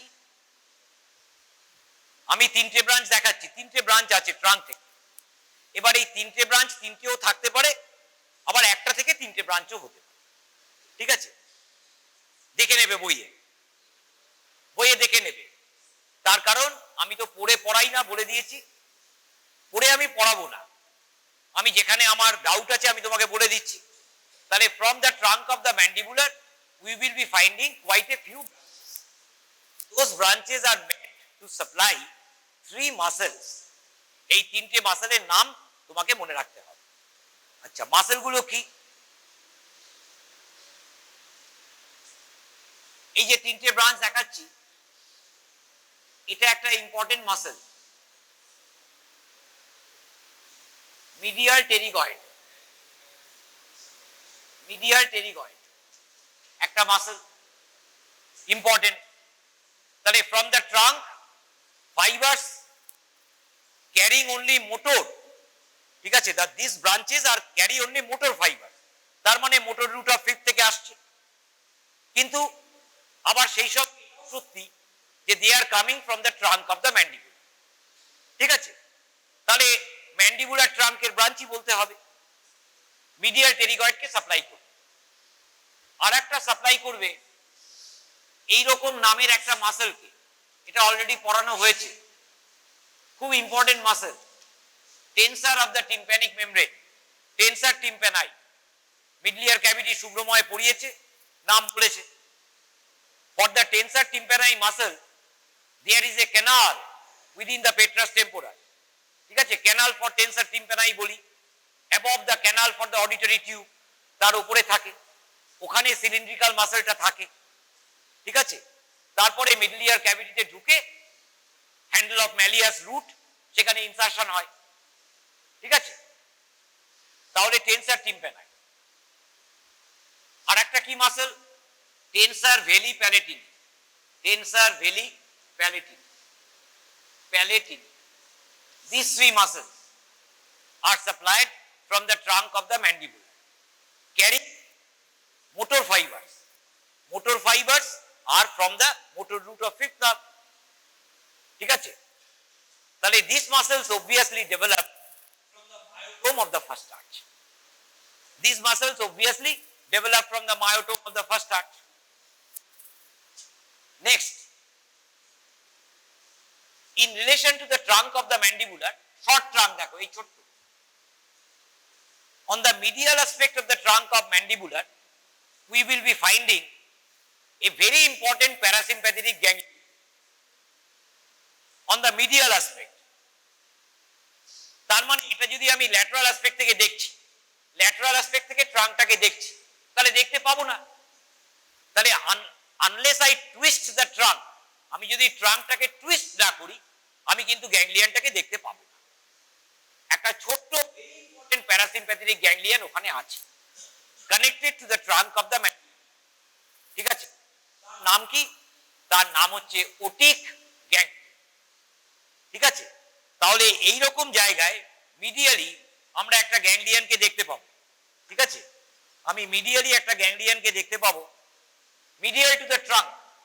আমি এই ট্রাঙ্কের ওপর দিয়ে তোমাকে দেখাচ্ছি, আমি দেখাচ্ছি এইটা হচ্ছে গ্যাংলিয়নটা, এটা গ্যাংলিয়ন, এইটা গ্যাংলিয়ন, এটা ট্রাঙ্কের মিডিয়ালি আছে, ঠিক আছে। ওটিক গ্যাংলিয়ন কি আছে? এই ওটিক গ্যাংলিয়নে পোস্ট গ্যাংলিয়নিক প্যারাসিম্প্যাথেটিক নিউরনস আছে। তার মানে এই যে গ্যাংলিয়াটাকে এঁকেছি, এই গ্যাংলিয়াতে আছে পোস্ট গ্যাংলিয়নিক প্যারাসিম্প্যাথেটিক নিউরনস। তাহলে এই গ্যাংলিয়াটাকে আমি এইখানে এই যে দেখাচ্ছি, ধরো এইটা হচ্ছে গ্যাংলিয়া, এর ভেতরে আছে post ganglionic parasympathetic neurons, multipolar small multipolar neurons, small multipolar neurons, post ganglionic parasympathetic neurons আছে এর ভেতরে, multipolar small multipolar neurons, post ganglionic parasympathetic neurons আছে। Now these postganglionic parasympathetic neurons are there. We know in the mandibular nerve trunk we find only parasympathetic, we find only somatosensory fibers and branchiomotor fibers, ঠিক আছে। branchiomotor and somatosensory, আমরা তো autonomic fibers পাই না। But the otic ganglion is connected with the trunk of the mandibular, আমি বলছি। তাহলে autonomic fibers must be coming from somewhere else, অন্য কোনো জায়গা থেকে আসছে, বুঝেছো? autonomic fibers preganglionic coming from somewhere else, সেই somewhere else এর নামটার নাম কি? which is carrying the autonomic fibers. The name of that nerve is lesser superficial petrosal nerve. cranial cavity থেকে বেরিয়ে এলো কি করে? ক্যানালিকুলাস ইনোমিনেটাস বলে একটা ছোট্ট ফোরামেন থাকে on the medial side of the foramen ovale, canaliculus innominatus, একটা ছোট্ট foramen for the emergence of lesser superficial petrosal nerve, ঠিক আছে। তাহলে আমি ধরো এইরকম জায়গায় একটা ছোট্ট ফোরামেন, এর তুলনায় অনেক ছোট্ট একটা ফোরামেন দেখালাম, এই ছোট্ট ফোরামেনটা দিয়ে বেরিয়ে আসবে প্রিগ্যাংলিয়নিক প্যারাসিম্প্যাথেটিক ফাইবার্স, প্রিগ্যাংলিয়নিক প্যারাসিম্প্যাথেটিক ফাইবার্স। আমি একটা ফাইবার দেখাচ্ছি, অসংখ্য ফাইবার্স আসবে, obviously very thin fibers as compared to the motor fibers. motor fibers এর diameter অনেক বেশি থাকে, branchiomotor somatomotor, কিন্তু এই যে অটোনমিক ফাইবার্স এর diameter অত মোটা নয়, কাজেই সরু সরু আমি নার্ভ ফিলামেন্ট দেখব within the lesser superficial petrosal nerve। তার একটা ফাইবারকে আমি দেখাচ্ছি, it is coming out through this foramen, এর নাম হচ্ছে ক্যানালিকুলাস ইনোমিনেটাস। যদি ক্যানালিকুলাস ইনোমিনেটাসটাকে না পাই in the floor of the middle cranial fossa, the lesser superficial petrosal nerve will emerge through the foramen ovale. ফোরামেনটা যদি না থাকে, নাই থাকতে পারে অ্যাবারেশন, তাহলে কি বেরোবে? না বেরোবে থ্রু দ্য ফোরামেন, যেখান দিয়ে ম্যান্ডিবুলার নার্ভ বেরোচ্ছে ওইখান দিয়েই বেরোবে। বেরিয়ে this parasympathetic fibres will be joining the nerve to medial pterygoid. এই যে নার্ভ টু মিডিয়াল টেরিগয়েডটাকে আমি জয়েন করিয়েছি, মাঝখানেরটা হচ্ছে নার্ভ টু মিডিয়াল টেরিগয়েড ভেবে নাও, একে জয়েন করি, জয়েন করে এটা কোথা থেকে বেরোচ্ছে? ট্রাঙ্ক থেকে। তাহলে ট্রাঙ্কের কাছে যাচ্ছে নার্ভ টু মিডিয়াল টেরিগয়েড, ট্রাঙ্কে কিন্তু যাবে না, it will leave the nerve to join the otic ganglion. ঠিক আছে, নার্ভ টু মিডিয়াল টেরিগয়েড হচ্ছে ওর রাস্তা ওটিক গ্যাংলিয়নের কাছে যাওয়ার জন্য, সেই জন্য it will join the nerve to medial pterygoid and then will jump on to the otic ganglion which lie nearby on the medial side of the trunk of the mandibular আছে। তাহলে fibre গুলো, এই যে fibre গুলো এরা এখানে এসে terminate করবে, এই টার্মিনেট করছে ফাইবার, এই টার্মিনেট করছে, সরি এই টার্মিনেট করছে ফাইবার, রিলে করছে, রিলেটা ধরলো পোস্ট গ্যাংলিয়নিক ফাইবার, রিলে ধরে দিল preganglionic fibers, they are relaying in the postganglionic neurons. Now these postganglionic neurons, their axons will come out from the otic ganglion. They will join the mandibular nerve. বুঝেছো? সেই জন্য ট্রাঙ্কের রিলেশনে আমি ওকে রেখেছি। ট্রাঙ্কের একটা branch ধরে ওটিক গ্যাংলিয়নে পৌঁছে গেল, ঠিক আছে, ওটিক গ্যাংলিয়নে রিলে করলো পোস্ট গ্যাংলিয়নিক ফাইবার্স, এই যে এখান থেকে post ganglionic fibres finding the mandibular nerve trunk nearby will be joining it. তাহলে এর একটা, এই যে গ্যাংলিয়নটা আছে, এই গ্যাংলিয়নের ধরো এই একটা মোটর রুট আছে, এটা একটা মোটর রুট, এটা হচ্ছে মোটর রুট যেখান দিয়ে ফাইবার্স গুলো ঢুকছে, আর এর একটা, এটা প্রিগ্যাংলিয়নিক ফাইবার্সের জন্য রুট, আর আরেকটা রুট থাকবে এরকম, আরেকটা রুট থাকবে এইরকম, আর একটা রুট আছে, এই রুটটা দিয়ে ইট will join the trunk of the mandibular. এখানে এই যে নিউরনস গুলো আছে, এই যে নিউরনস, এই নিউরনসের অ্যাকশন এখানে চলে আসবে, এই নিউরনসের অ্যাকশন চলে আসবে, এই অ্যাকশনস চলে আসবে, অ্যাকশনস চলে আসবে, ঠিক আছে। তাহলে otic ganglion is anchored with the nerve to medial pterygoid via a route carrying preganglionic fibers, and via another route it is joined to the mandibular nerve trunk, and that route carries postganglionic fibers. তাহলে trunk of mandibular এ পৌঁছে গেল। এবার obviously these autonomic fibers will be terminating, will catch hold of some of the branches of the trunk of mandibular, ঠিক আছে। তাহলে trunk of mandibular A fibers কি হলো? somatosensory fibers, branchiomotor fibers belonging to the fifth nerve, original fifth nerve, and a few parasympathetic autonomic fibers. তাহলে তিনটে group of fibres চলে এলো। এইবার আমরা ম্যান্ডিবুলারের ডিভিশন বলবো, ম্যান্ডিবুলার নার্ভের ডিভিশন বলবো। ট্রাঙ্কটা শর্ট, এই ম্যান্ডিবুলার নার্ভ ট্রাঙ্ক, এই যে দেখাচ্ছি, এই নার্ভ ট্রাঙ্কটা এইবার ভাগ হবে, এইবার ভাগ হবে, ঠিক আছে, ভাগ হবে। এই একটা ভাগ, এই একটা ভাগ, একটা মোটা ভাগ, একটা তার থেকে সরু ভাগ, এই একটা, এই একটা, দুটো। একটাকে আমরা বলছি অ্যান্টেরিয়র ডিভিশন, আর একটাকে বলছি পোস্টেরিয়র ডিভিশন, ঠিক আছে। তাহলে ম্যান্ডিবুলার নার্ভ ট্রাঙ্ক রিলেশনে ওইগুলো সব মনে রাখতে হবে যা যা আমি বললাম। এবার আমরা চলে আসছি ডিভিশন। এই জন্যই ম্যান্ডিবুলার নার্ভ পরীক্ষায় 10 নম্বরের কোশ্চেন হেড থেকে আসতে পারে, বুঝেছো? তাহলে তোমাকে কি লিখিতে হইবে তুমি বুঝতে পারলে। এবার কি লিখিবে তুমি, that is up to you. তুমি যদি ভাবো আমি কিছু লিখবো না, ব্ল্যাঙ্ক রাখবে, ঠিক আছে। আমার কে দায় দিয়েছে লেখার, আমি লিখবো না। তা যাই হোক, তাহলে দুটো ডিভিশন হল। এবার কথা হচ্ছে anterior division carries mostly branchiomotor fibers. Posterior division carries mainly somatosensory fibers. ঠিক আছে, posterior division carries mainly somatosensory fibers. দাঁড়াও একটু চিন্তা করে নি। Anterior division carries mostly branchiomotor fibers, only a few somatosensory fibers. Posterior division exclusively carries somatosensory fibers. দাঁড়াও আবার একটু চিন্তা করে না, majority of the fibers are somatosensory.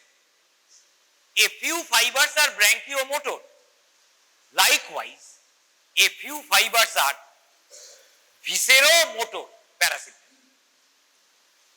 ঠিক আছে, তাহলে আমি লিখে দিচ্ছি, তাহলে সুবিধা হবে, কারণ এটা পরীক্ষায় আসে, কাজেই তোমাকে সব লিখতে হবে। এই যে posterior division, এটা হচ্ছে posterior division of mandibular nerve, posterior division। কি কি ফাইবার আমি পাবো? Mostly somatosensory, some branchiomotor fibers, ঠিক আছে, some postganglionic visceromotor fibers,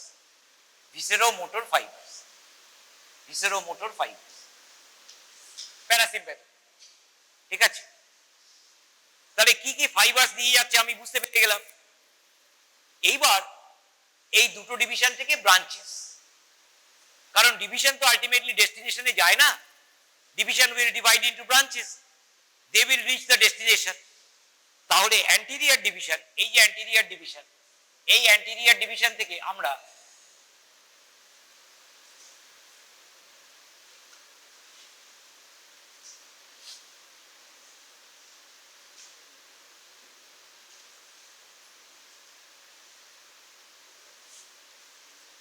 এইরকম ব্রাঞ্চেস পাবো ফ্রম দ্য অ্যান্টিরিয়র ডিভিশন। দুটো ব্রাঞ্চ উপরের দিকে চলে যাবে, একটু উপরে উঠবে, এই যে দুটো ব্রাঞ্চ, এদের আমরা বলি ডিপ টেম্পোরাল নার্ভস। একটা নেই, দুটো আছে। ঠিক আছে, সাপ্লাই করবে টেম্পোরালিস মাসেল, উপরে যাচ্ছে, এই যে টেম্পোরালিস মাসেল টেম্পোরাল ফসায় আছে, মাসেল অফ ম্যাস্টিকেশন, তাকে সাপ্লাই করবে। এই ব্রাঞ্চটা কি? এটা নার্ভ টু ম্যাসেটার। ঠিক আছে, এটা এখান থেকে বেরিয়ে সোজা এরকম আসবে, এইখানে যে মাসেলটা আছে এই ম্যাসেটার মাসেলটাকে সাপ্লাই করবে, ম্যাসেটেরিক নার্ভ টু ম্যাসেটার। এই যে ব্রাঞ্চটা আছে, এই ব্রাঞ্চটা কাকে সাপ্লাই করবে? Lateral pterygoid branch. আর এই যে ব্রাঞ্চটাকে আমি দেখিয়েছি, এই ব্রাঞ্চটাকে অন্য কালারে দেখানো উচিত, এই ব্রাঞ্চটা ক্যারি করবে সেন্সরি ফাইবারস। এর নাম কি? বাক্কাল নার্ভ। ঠিক আছে, ক্যারিজ অনলি সেন্সরি ফাইবার। তোমাকে পরীক্ষায় এমসিকিউ দিয়ে দিতে পারি আমি, which of the following carries sensory fibers from the anterior division of mandibular? চারটে অপশন দিয়ে দেবো, তার মধ্যে বাক্কাল নার্ভে টিক মারতে হবে। বুঝেছো? তাহলে বাক্কাল nerve only carries somatosensory fibers, rest carries branchiomotor fibers, muscles of mastication। তাহলে all the muscles of mastication are supplied from the mandibular, প্রমাণ হয়ে গেল। ট্রাঙ্ক থেকে মিডিয়াল টেরিগয়েডে গেছে, অ্যান্টিরিয়র ডিভিশন থেকে ল্যাটারাল টেরিগয়েড, টেম্পোরালিস ম্যাসেটার হয়ে গেল হতে। এবার ঝাড়খণ্ড পার্টি বলবে স্যার আপনি বললেন। Next is about the posterior division. Posterior division of the mandibular is very important. Posterior division gives 3 branches. Each one of these 3 may come as a short note of 5 marks, 3 marks, 4 marks. Each one of the 3 posterior division, which is quite substantial, is very important from clinical point of view. তোমরা যারা doctor হতে যাচ্ছ তাদের জন্য ভীষণ important হচ্ছে posterior division. Head neck সার্জারিতে mandibular নার্ভের এই posterior division না জানা হচ্ছে ক্রিমিনাল অফেন্স। তার কারণ তুমি কেটে ফেলবে, তোমাকে আমি সুপ্রিম কোর্টে দাঁড় করিয়ে দেবো। তাহলে the three branches from the posterior division are very important. তিনটে ব্রাঞ্চের নাম কি? এই যে posterior division বাল্কি, এর পেছন দিকে একটা ব্রাঞ্চ যাবে, পেছন দিকে একটা ব্রাঞ্চ যাবে, এরকম একটা পেছন দিকে ব্রাঞ্চ যাবে।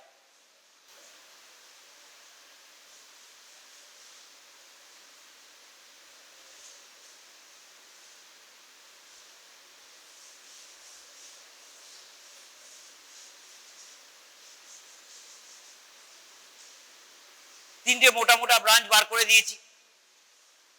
পেছন দিকে যে ব্রাঞ্চটা যাচ্ছে, going back, this is being called as the auriculotemporal nerve. The anteriorly placed branch is the lingual nerve. Vertically going down, this is the lingual nerve. The third one, quite substantial in bulk, is the inferior alveolar nerve. These are the three divisions of the posterior division of the mandible. Of the three divisions,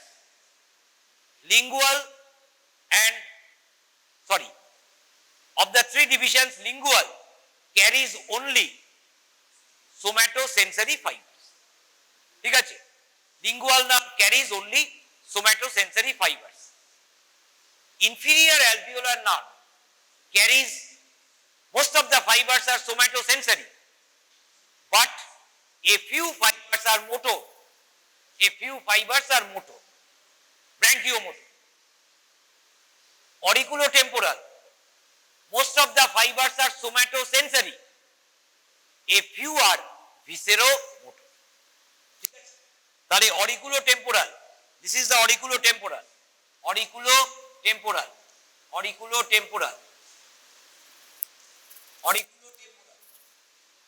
Most of the fibers are somatosensory.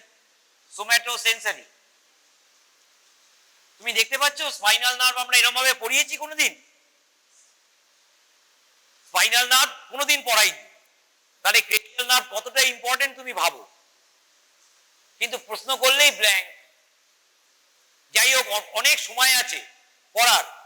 Final university এক্সামের কথা ভাবো, সেমিস্টারে তো গড়াগড়ি খাবে আমি জানি, হ্যাঁ, তা গড়াগড়ি খাও, আমার কোনো, কিন্তু ইউনিভার্সিটি পরীক্ষা ফেব্রুয়ারিতে আছে, অনেক দিন টাইম পাচ্ছ। Temporal, somatosensory, most of the fibers. Some fibers are visceromotor. Some fibers are visceromotor. Lingual, all fibers are somatosensory. Inferior alveolar, most of the fibers are somatosensory. Some fibers are branchiomotor. এই কথা নয়, সামনে কথা নয়, branchiomotor. Inferior alveolar. Auriculotemporal nerve, first আমরা auriculotemporalটাকে ধরি। Auriculotemporal nerve is going back, then it will split into two.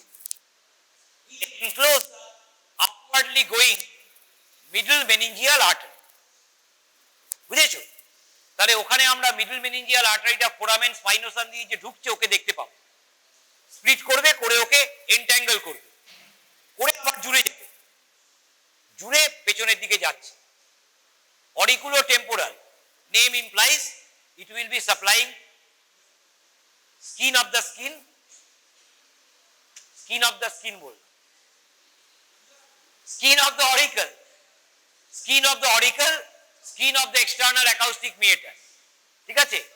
তাহলে auriculotemporal nerve sensory fibers will be providing innervation to some part of the skin of the auricle. কান টানলে মাথা আসে, কানের sensory supply ভীষণ important, will be providing innervation to the skin of the auricle, some part of the skin of the auricle. Next, it will also supply the skin of the external auditory meatus or external acoustic meatus. এই যে প্যাসেজটা আছে কর্ণকুহর, Bangla কর্ণকুহর, external acoustic মিয়েটাস, তার ভেতরে যে skin lining আছে তারও একটা নির্দিষ্ট অংশকে সাপ্লাই করে। পরীক্ষায় জিজ্ঞেস করবে কোন অংশকে সাপ্লাই করে, carry the visceromotor fibres. None of the other branches will be carrying visceromotor. যার যেটা দায়িত্ব সে সেই দায়িত্বই পালন করে। তাহলে অরিকুলো টেম্পোরাল হয়ে গেল। এইবার চলে এসো লিঙ্গুয়াল। ভীষণ ইম্পর্টেন্ট নার্ভ, তার কারণ lingual nerve supplies some part of the mucosa of the tongue. So important a structure tongue, তাহলে তার মিউকোসাকে সাপ্লাই করে। Somatosensory supply is from the lingual. তাহলে এটা জানতে হচ্ছে লিঙ্গুয়াল নার্ভ। আর কি কোনো সাপ্লাই আছে লিঙ্গুয়াল নার্ভ? ধরো লিঙ্গুয়াল নার্ভ পরীক্ষা এলো 3 নম্বরের শর্ট নোট, টাঙের যে অংশটাকে সাপ্লাই করে সেইটা লিখলেই হয়ে যাবে না, সেই জন্যই তো শর্ট নোট আসবে। Is a very important branch from the facial. এর যে অটোনমিক ফাইবার্স আছে, প্যারাসিম্প্যাথেটিক, ভিসেরোমোটর, ঠিক আছে, plus taste fibres for the presulcal part of the tongue, যেখানে প্যাপিলি গুলো আছে, except vallate papillae. Taste fibres এর জন্য কর্ডা টিম্প্যানাই আছে। তাহলে লিঙ্গুয়াল নার্ভ লিখতে গেলে শুধু টাং বললে হবে না, কর্ডা টিম্প্যানাই ফাইবার্স কি ক্যারি করছে। সেই জন্য 3 নম্বর থেকে 5 নম্বরের শর্ট নোট আসে, সুন্দর ছবি এঁকে লিখতে হবে। ছবি না আঁকলে লিঙ্গুয়াল নার্ভের শর্ট নোটে 5 নম্বর থাকলে 2 নম্বর আগেই কাটা। তার কারণ কর্ডা টিম্প্যানাই অ্যাকিউট অ্যাঙ্গেলে জয়েন করে দেখাতে হবে ছবি এঁকে। টাং স্কিম্যাটিক ডায়াগ্রাম আঁকতে হবে, টাং আঁকা কোনো ব্যাপার না। একেবারে আমি আঁকবো না, পণ করেছি অ্যানাটমি পরীক্ষায় আঁকবো না, প্রচুর নম্বর কম পেয়ে যাবে, আমি বলে দিলাম। কিন্তু আঁকার চেষ্টা করতে হবে। যারা আঁকতে জানো না, আঁকা প্র্যাকটিস করবে এখন, বুঝলে? নেক্সট, তাহলে লিঙ্গুয়াল নার্ভ হয়ে গেল, ভীষণ ইম্পর্টেন্ট নার্ভ। তার কারণ টাং ভীষণ ইম্পর্টেন্ট অর্গান, ক্লিনিক্যালি ভীষণ করতে হয়, ঠিক আছে। Lingual nerve bears important relation with the lower jaw, ম্যান্ডিবলের সঙ্গে ইম্পর্টেন্ট রিলেশন আছে। দাঁত ওপরাতে গেলেও, এক্সট্রাকশন অফ টুথ করতে গেলেও লোয়ার জ টিথ, মোলার, লিঙ্গুয়াল নার্ভের কথা মাথায় রাখতে হয়, বুঝেছো? কাজেই লিঙ্গুয়াল নার্ভ না জেনে পরীক্ষায় যাওয়া যাবে না। Head neck. Next, inferior alveolar. Inferior alveolar carries mostly, আমি কি বলেছি, somatosensory fibres. Such fibers are meant for supplying the teeth and gums of the lower jaw. Ipsilateral half, মানে same sided half of the mandible, lower jaw, teeth and gums will be supplied by the inferior alveolar or inferior dental nerve. এটাকে alveolar nerve এখন বলে, আগে dental nerve বলা হতো। Neither of the two name, দুটো নামের কোনোটাই কিন্তু আইডিয়াল নয়, কিন্তু আইডিয়াল পাওয়া যাচ্ছে না। সবসময় পৃথিবীতে আইডিয়াল পাওয়া যায় না। তার কারণ ডেন্টাল বললে দাঁত বোঝায়, অ্যালভিওলার বললে গাম বোঝায়, তাহলে দুটোর কোনোটাই কিন্তু কমপ্লিট নয়। Inferior alveolar nerve somatosensory fibres, they are supplying teeth and the gums, কিন্তু নাম দিয়ে বোঝা যাচ্ছে না, কিন্তু লিখতে হবে, হলো? আচ্ছা, some of the fibres from the inferior alveolar nerve will be appearing in the face, face appear করে to supply skin. কি নাম? Inferior alveolar nerve. এই নার্ভটা ম্যান্ডিবুলার ক্যানালে ঢুকে পড়বে, ম্যান্ডিবুলার ফোরামেন দিয়ে ম্যান্ডিবুলার ক্যানালে ঢুকে রান করবে। ম্যান্ডিবুলার ক্যানালটা ম্যান্ডিবুলার রেমাস আর বডির ভেতরে আছে, অবলিক ক্যানাল, সেখান থেকে ছোট্ট ছোট্ট ফুটো আছে, বুঝেছো? ম্যান্ডিবুলার ক্যানাল কিরকম দেখতে? ম্যান্ডিবুলার ক্যানালটা দেখতে এইরকম ক্যানাল আছে। এই ক্যানাল থেকে এরকম ছোট ছোট ফুটো আছে, এরকম ছোট ছোট ফুটো আছে in the course of the canal. এইখান দিয়ে নার্ভগুলো সব চলে যাবে দাঁতে, বুঝেছো? দাঁতে চলে যায়। তাহলে inferior alveolar nerve in its course will continue to provide innervation, বুঝেছো, to the teeth. কতগুলো দাঁত আছে? 8টা দাঁত আছে। তাহলে 8টা দাঁত এবং তার মাড়িকে সাপ্লাই করবে। তাহলে ছোট ছোট শর্ট ক্যানালস আছে, ক্যানালিকিউলি, সেইখান দিয়ে সব ঢুকবে। ইনফিরিয়ার অ্যালভিওলার নার্ভের কোন ব্রাঞ্চটা এখানে বেরিয়ে আসে? নাম বলো। হ্যাঁ হ্যাঁ, মেন্টাল ফোরামেন দিয়ে মেন্টাল নার্ভ। এই যে এখানে মেন্টাল ফোরামেন আছে, মেন্টাল ফোরামেন দিয়ে মেন্টাল নার্ভ বেরিয়ে আসে। মেন্টাল নার্ভটা যে বেরিয়ে আসে মেন্টাল ফোরামেন দিয়ে এইরকম যায় না পেছন দিকে যায়? এইটা বডি অফ ম্যান্ডিবল, এইটা মেন্টাল ফোরামেন। নার্ভটা এই যাবে না এই যাবে? CSF scan. CSF টা জিনিসটা কি?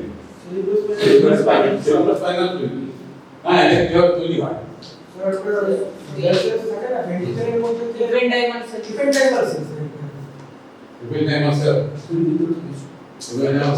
কোথায় থাকে মনে হয়? স্পেসটা ভালো। প্রথম থেকে জোড়াঘাটার, তারপর থাকে অ্যারাকনয়েড, তারপর থাকে পায়া। এবার অ্যারাকনয়েড পায়া কার কোথায় থাকে? হ্যাঁ? Sub-arachnoid space. অ্যারাকনয়েড পায়ার মাঝখানে সাব-অ্যারাকনয়েড। হ্যাঁ, তো CSF এর ফর্মেশনটা কি করে হয়? ওই জায়গাটা। হ্যাঁ, ultra filtration of the plasma. Formation side কোথায় থাকে? ভেন্ট্রিকলস। তুমি কি ভেন্ট্রিকলস এর নাম বলো? ল্যাটারাল ভেন্ট্রিকল, থার্ড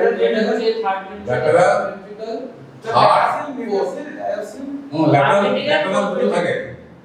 ল্যাটারালে দুটো, তারপর মাঝখানে থার্ড, আর উপরে ফোর্থ। হ্যাঁ, তুমি জানো তো তোমরা? হ্যাঁ, বাইকুসের পালি হয়। বাইকুসে তোমাকে আপনি করতে হবে না। হ্যাঁ, lateral third and fourth ventricular থাকবে। হ্যাঁ, আর থাকবে subarachnoid space. Subarachnoid space around spine. So central canal of the spine. Central canal থাকবে, সমস্ত জুড়েই থাকবে একেবারে পুরোটাই। ওইকে প্রথমে ল্যাটারাল ভেন্ট্রিকল, তারপর সাব ভেন্ট্রিকল, তারপর ফোর্থ ভেন্ট্রিকল থেকে ওটা নিচে চলে গেল স্পাইনাল ক্যাপিটাল। হ্যাঁ, একদম পুরো স্পাইনাল কর্ড জুড়ে সারাউন্ডিং থাকবে। এই জন্য আমরা যখন CSF আমরা পাই করতে নাম্বার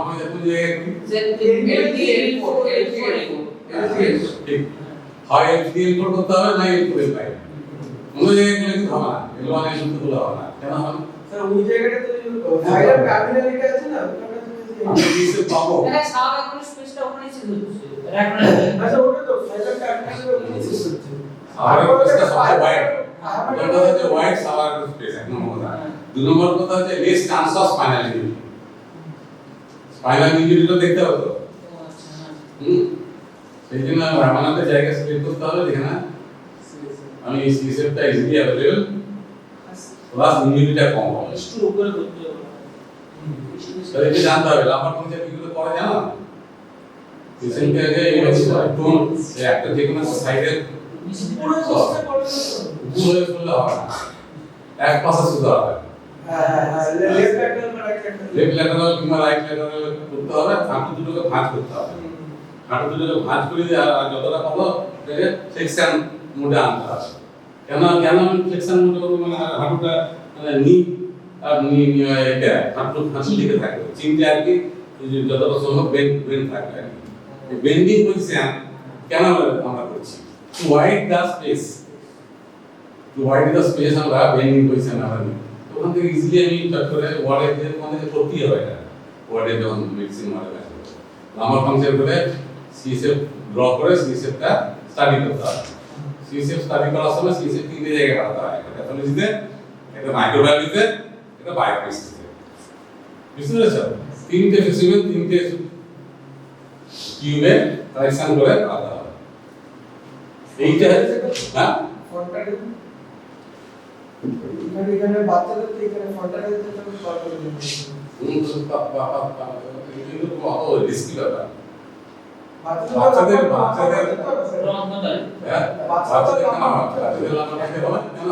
আরো উপরে স্পেশালি পজিশনটা জানতে হবে, কারণ স্পাইনটা তো অনেক উপরে থাকবে। ওই জন্য এই সবচেয়ে সুবিধা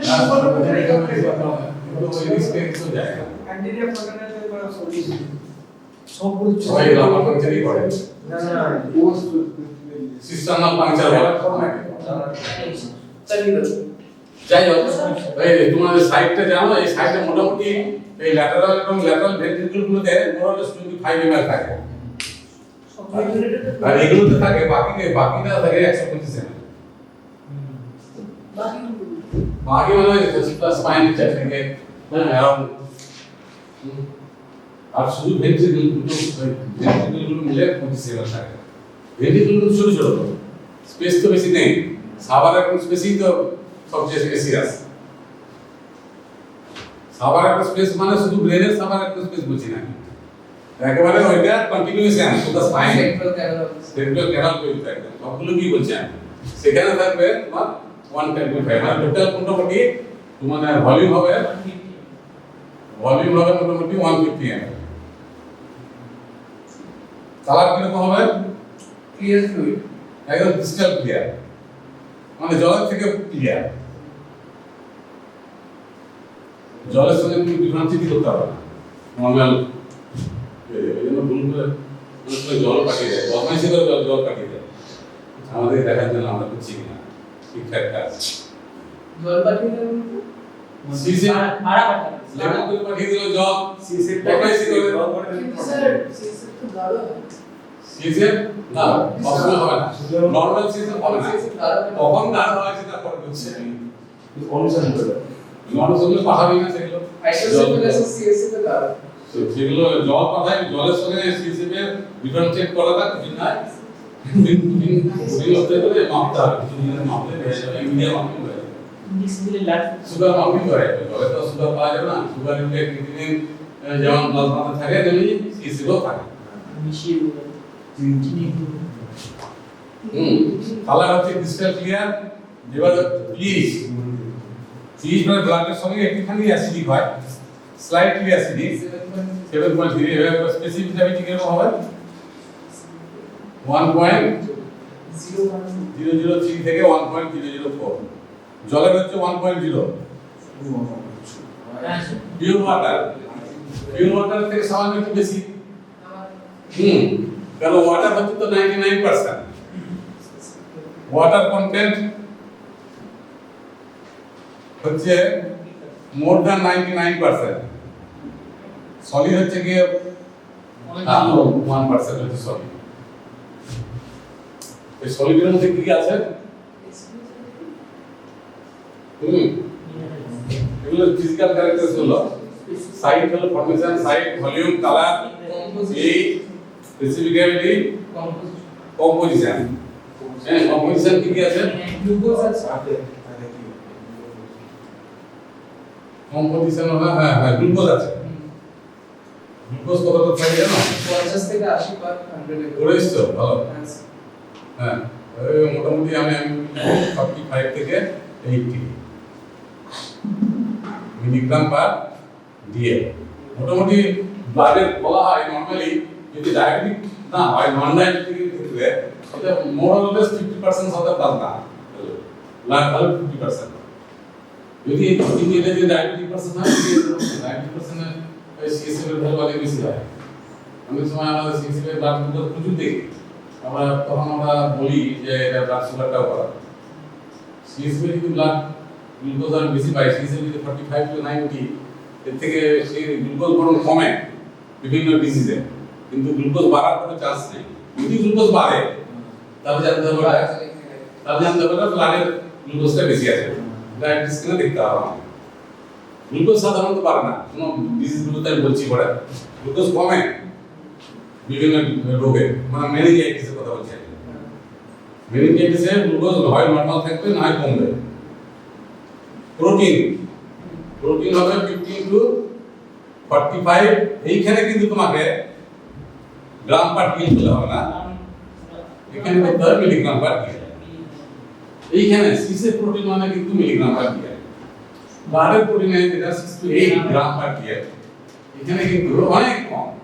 স্যার 15 to 45 নাকি 20 to 90? 20 to 45, 20 to 90 বললে তো বেশি হয়ে গেল। 20 to 40 হ্যাঁ একই। যে তুমি যদি লিখো তার তত নম্বর পাবে। প্রোটিন, সুগার প্রোটিন হলো, আর কি আছে? Sugar, urea, creatinine, sodium, potassium সবই আছে। ইউরিয়া প্রায় 6 to মিলিগ্রাম পার কিল, মানে ইউরিয়া এর থেকে কম, 6 to 60 নরমাল ব্লাড থেকে কম। ক্রিয়েটিনিন প্রায় ব্লাডের সমান, 0.5 to 1.5, প্রায় ব্লাডের মতনই। সোডিয়াম ব্লাড থেকে একটু বেশি থাকে, হ্যাঁ 130 থেকে 155 মিলি মোল পার লিটার। নরমালি কি 135 to 145, 135 to 145 হচ্ছে গিয়ে ব্লাডের পিকচার, একটু সামান্য বেশি থাকে, খুব বেশি থাকে। পটাশিয়াম কিন্তু কম থাকে, নরমাল পটাশিয়াম বলতে সোডিয়াম ব্লাডের পটাশিয়াম কত? 3.5 to 5.5, 3.5 to 5.5 এটাই বলতে। হ্যাঁ অনেকে আবার 3 to 5 ও বলে, তা আমার মনে হয় 3.5 to 5.5 বলাটাই ভালো। তাহলে এখানে কিন্তু তো অনেক কম থাকবে, তার থেকে অনেক কম, 2.3 থেকে 2.8 মিলিমোল পার লিটার। হ্যাঁ এই মোটামুটি সুগার, ইউরিয়া, ইয়ে থাকে ক্লোরিন, হ্যাঁ ক্লোরিন ক্লোরাইড থাকে। ঠিক বলেছেন, ক্লোরাইডটা কত থাকে জানো? 720 to 750 mg per হ্যাঁ সিএসএফ ক্লোরাইড, ব্লাডের ক্লোরাইড কত থাকে? mg per 100 ml বলছে না মিলিমোল পার লিটার। No, 107. হ্যাঁ হ্যাঁ ওই 107, 106 থেকে 108 এরকম থাকে, সেটা হচ্ছে ব্লাডে। এখানে কিন্তু বেশি থাকে, এখানে কিন্তু বেশি থাকবে। কেন বেশি থাকে জানো? ডোনার এফেক্ট বলিস তো? প্রেসার প্রেসার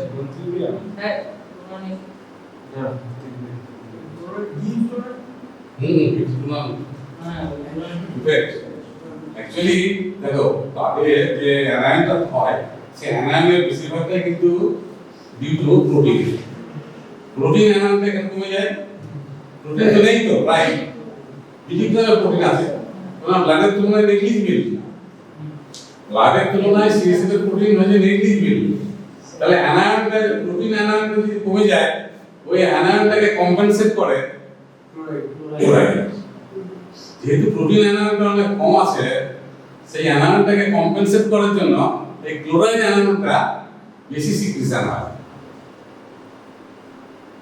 এইটা হচ্ছে গিয়ে Donnan effect. To maintain equilibrium, ionic equilibrium maintain করার জন্য ক্লোরাইড বেশি থাকে। তাহলে এইগুলো হচ্ছে কম্পোজিশন, এই সুগার এগুলো জানলে হবে। আর সেল, প্যাথোলজিক্যাল কম্পোজিশন বলতে গেলে সেল, সেল কি থাকে নরমালি সেল থাকেই না, থাকলেও 0 to 5, এবং টাইপ হচ্ছে গিয়ে মনোনিউক্লিয়ার সেল। লিম্ফোসাইট, মনোনিউক্লিয়ার, এইটা হচ্ছে normal picture sugar, protein, biochemical. আর নরমালি গ্রাম সেল যদি করি তাহলে কোনো ব্যাকটেরিয়া পাবো না। সুগার যদি করি তাহলে এই রেঞ্জের মোটামুটি থাকবে, এই সমস্ত রেঞ্জে ফিগারগুলো থাকবে। যদি সুগারের যদি কোনো প্যাথোলজিক্যাল কন্ডিশন না হয়, কোনো রকম meningitis, brain abscess, brain tumour, subarachnoid haemorrhage, multiple sclerosis, neurology syndrome, এগুলোতে সিএসএফ এর পিকচারটা চেঞ্জ হয়। আদারওয়াইজ সিএসএফ এর পিকচার চেঞ্জ হয় না। আমরা যে কারণে সিএসএফ করি আমরা ওয়ার্ডে, সেটা হচ্ছে to detect meningitis and to differentiate among different types of meningitis. কি meningitis আছে আমাদের? Pyogenic meningitis, Pyogenic আছে, tubercular tubercular আছে আর viral। এই তিনটে meningitis এর মধ্যে আমরা ডিফারেন্সিয়েট করতে পারি আমরা এই সিএসএফ স্টাডি করে। তাহলে নরমাল সিএসএফ টা বলা হলো কি করে তৈরি হয়, কোথায় থাকে, কি ভলিউম, কি কালার, কি পিএইচ, কি স্পেসিফিক গ্র্যাভিটি, কি সলিড কন্টেন্ট হচ্ছে এগুলো, আর ওয়াটার কন্টেন্ট হচ্ছে গিয়ে 99%। সলিডের মধ্যে কিন্তু আরো অনেক কিছু আছে, ক্যালসিয়াম আছে, ফসফরাস আছে, আমি তো বললাম না, সবই আছে, যা যা ব্লাডে আছে সবই আছে, সব কিছুই থাকে। তাহলে অ্যাকচুয়ালি ব্লাড থেকেই তো আসছে।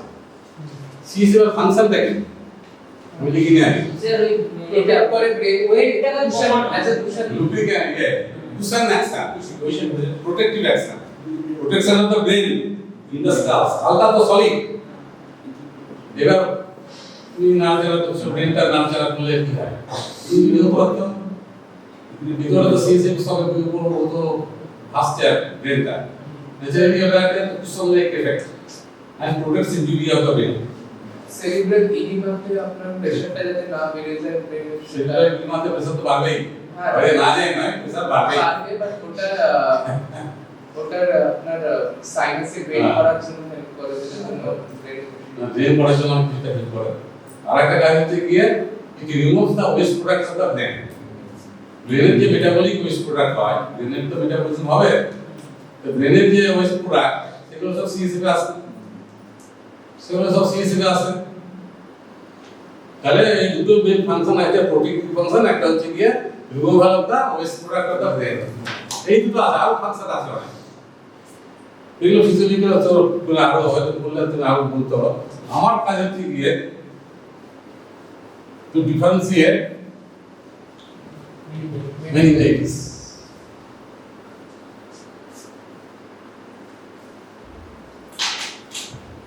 তাহলে কালেকশনটা হবে লাম্বার ফাংশন, তোরে ভয় কালেকশন লাম্বার ফাংশন পড়ে পড়বে তোমরা। লাম্বার ফাংশন আমাদের নিডল আছে, সেই লাম্বার ফাংশন নিডল আমরা ওই থার্ড এন্ড ফোর্থ কিংবা ফোর্থ এন্ড ফিফথে আমরা ইন্ট্রোডিউস করি। ইন্ট্রোডিউস করার সঙ্গে সঙ্গে বাই ড্রপ সিএসএফ পড়বে এবং আমরা সেটা কালেক্ট করবো বাই ভায়াল দিয়ে। এবং তিনটে জায়গায় আমরা কালেক্ট করি, one for biology, biochemistry, one for pathology, one for microbiology. তিনটে জায়গায় আমরা কালেকশন করবো। হ্যাঁ, লাম্বার ফাংশন করে আমরা বায়োকেমিস্ট্রি কি করবো, আমরা বায়োকেমিস্ট্রি মোটামুটি আমরা করি আমরা সুগার এন্ড প্রোটিন, আর মাঝে মাঝে ইংলিশও করে, সেটা খুব রেয়ারলি করে। এই সুগার আর প্রোটিনটাই মেইনলি পাঠায় বায়োকেমিস্ট্রি। প্যাথোলজিতে কি পাঠাবে,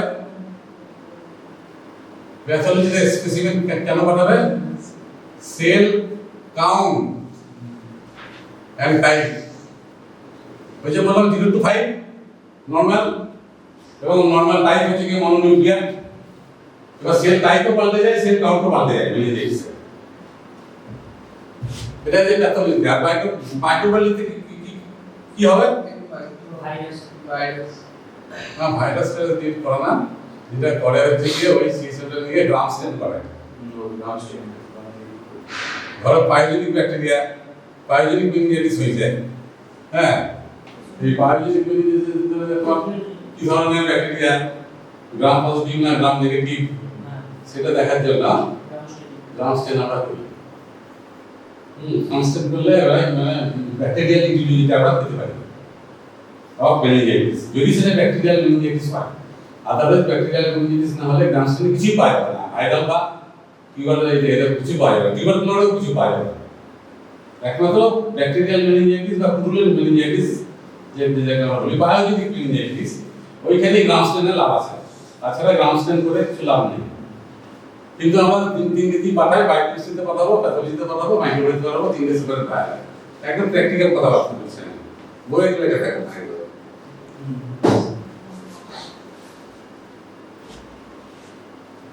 এবার আমার কাজ হচ্ছে গিয়ে সেল কাউন্ট, সেল টাইপটা বলবো, আর তারপর সুগার প্রোটিনটা বলবো।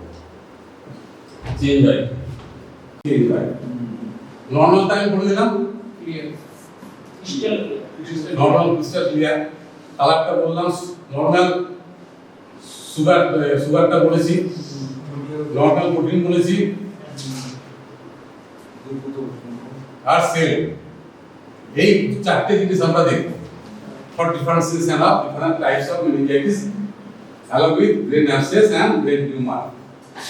Brain আমি বলছি আমি ব্যাকটেরিয়াল আর পায়োজেনিক। এটাকে পায়োজেনিক বলতে পারো, ব্যাকটেরিয়াল বলতে পারো, একই ব্যাপার। ব্যাকটেরিয়া পাস তৈরি করে, এই জন্য পায়োজেনিক। ব্যাকটেরিয়াল মেনিনজাইটিস হতে পারে যদি, আর টিউবারকুলার মেনিনজাইটিস হতে পারে।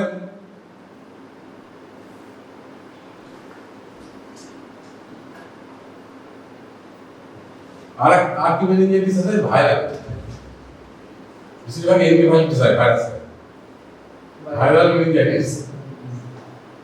আমরা কিন্তু সবচেয়ে বেশি চিন্তিত এই ভাইরাল নিয়ে। টিউবারকুলার ব্যাকটেরিয়ালের ডেফিনিট ট্রিটমেন্ট আছে। ভাইরাল এনকেফালাইটিস বা ভাইরাল মেনিনজাইটিস বা ভাইরাল মেনিনো এনকেফালাইটিস, এগুলোর কোনো ডেফিনিট ট্রিটমেন্ট নেই। এই জন্য আমরা কিন্তু বেশি কিছু করতে পারি না। কিন্তু এই দুটো ব্যাকটেরিয়াল এবং টিউবারকুলারের ডেফিনিট ম্যানেজমেন্ট আছে। Patient will be cure definitely by definite treatment যদি করতে পারি এবং ডায়াগনোসিস করতে পারি। ব্যাকটেরিয়াল মেনিনজাইটিস, ভাইরাল মেনিনজাইটিস, তারপরে আর একটা হলো ব্রেন টিউমার। ব্রেন টিউমার হতে পারে, এটা কি পিকচার হয়। আর একটা sub arachnoid haemorrhage. Sub arachnoid haemorrhage একটা টার্ম আছে, যেটা হেড ইনজিউরি হয়, অনেক কারণ আছে, পরে সেটা জানবেন।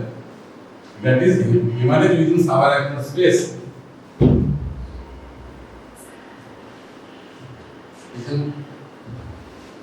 ব্যাকটেরিয়াল মেনিনজাইটিসের কালার কিরকম হবে? হ্যাঁ, ক্লাউডি হতে পারে। হ্যাঁ, cloudy, purulent, cloudy and turbid. Sugar কি হবে? সুগার গ্লুকোজ বেড়ে যাবে স্যার। সুগার বাড়বে কেন? ব্যাকটেরিয়া তো সুগার কনজিউম করবে। ব্যাকটেরিয়া তার নিজস্ব মেটাবলিজমের জন্য সুগার কনজিউম করবে প্রচুর পরিমাণে। এই জন্য sugar will be markedly decreased. Bacteria তো মার্কেটলি ডিক্রিজ করবে, or even অ্যাবসেন্ট হতে পারে, একদম লো টু অ্যাবসেন্ট হতে পারে। একদম সুগার যদি না থাকতে পারে, কিন্তু প্রচুর ব্যাকটেরিয়া থাকে। অল্প ব্যাকটেরিয়া থাকলে সুগার হয়তো কমে যাবে, কিন্তু সুগার নর্মাল থেকে কমবেই কমবে। সুগার নর্মাল থাকলে it is not pyogenic. Sugar normal থেকে কমবেই কমবে। protein markedly increased. এটা যেমন মার্কেটলি ডিক্রিজ হওয়ার অ্যাবসেন্ট, এটা মার্কেটলি ইনক্রিজ হয়। কেন? ব্যাকটেরিয়া থেকে আসবে, ব্যাকটেরিয়াল প্রোটিনগুলো। ব্যাকটেরিয়াল মেনিনজাইটিস ন্যাচারালি প্রচুর ব্যাকটেরিয়া আছে এবং ব্যাকটেরিয়াল প্রোটিনগুলো তোমার সিস্টেমে চলে আসবে। সেজন্য প্রোটিন কিন্তু প্রচুর বেড়ে যাবে। প্রোটিন প্রচুর বেড়ে যাবে। পুরুলেন্ট ফ্যাক্টর, আমরা যদি মানে মেনিনজাইটিস হয় ব্যাকটেরিয়াল, ও যখন সিএসএ যখন আমরা টানবো তখনই আমরা বুঝে যাবো, কালার দেখি। তারপরে যদি আমি সুগার করি, দেখবো সুগার প্রচুর লো, প্রোটিন গুলো প্রচুর বেশি। বেশি মানে কি? নর্মালি কত হয়? 45 তো।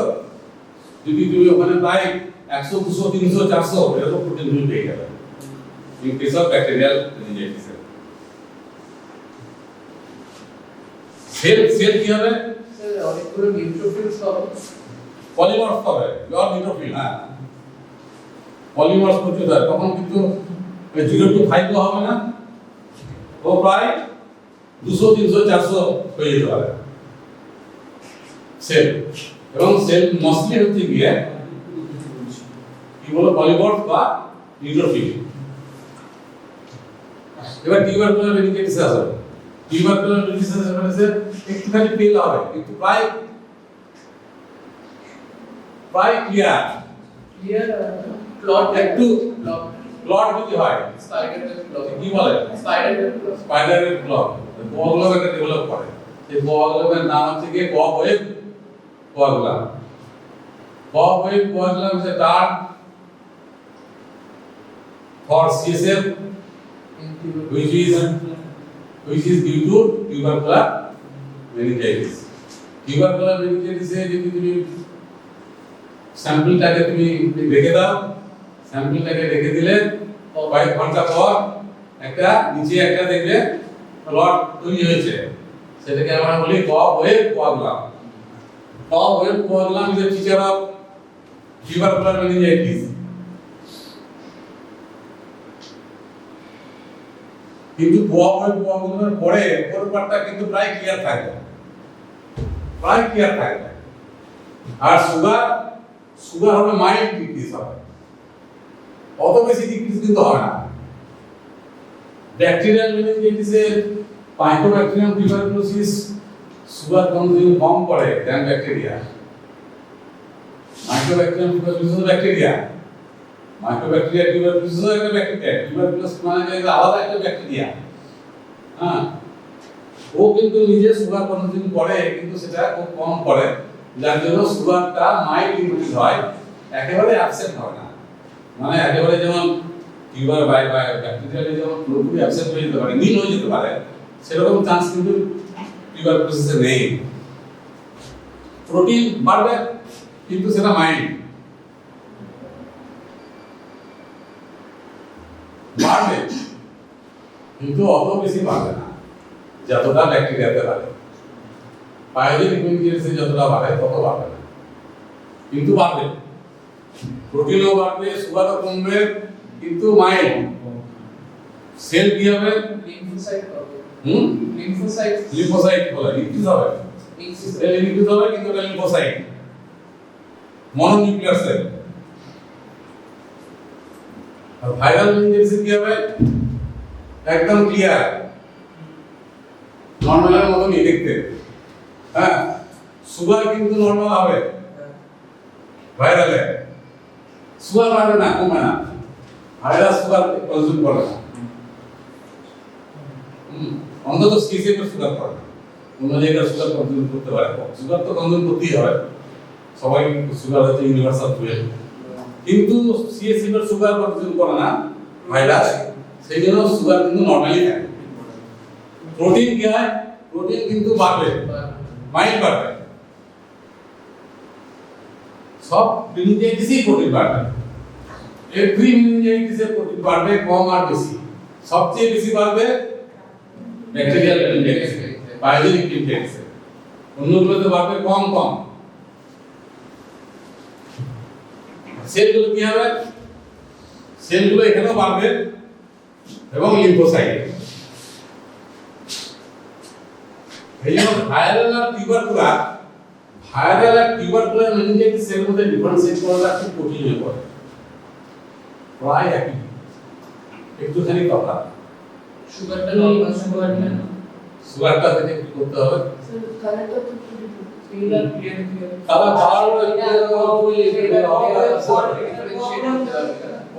হবে না, কিন্তু সব ক্ষেত্রে যে প্রবলেম হবে তার কোনো মানে নেই। তুমি সব টিউবারকুলার মেনিনজাইটিসে তুমি কবে প্রবলেম পাবে তার কোনো মানে নেই। পেলে ভালো, ভাগ্য ভালো হলে পেয়ে যাবে, তুমি ডায়াগনোস করতে পারবে। আদারওয়াইজ তুমি যে পাবেই সেই গ্যারান্টি কিন্তু নাই প্রবলেম। সুতরাং ভাইরাল এবং টিউবারকুলারের মধ্যে ডিফারেন্সিয়েট করাটা একটু কঠিন হয়ে পড়ে।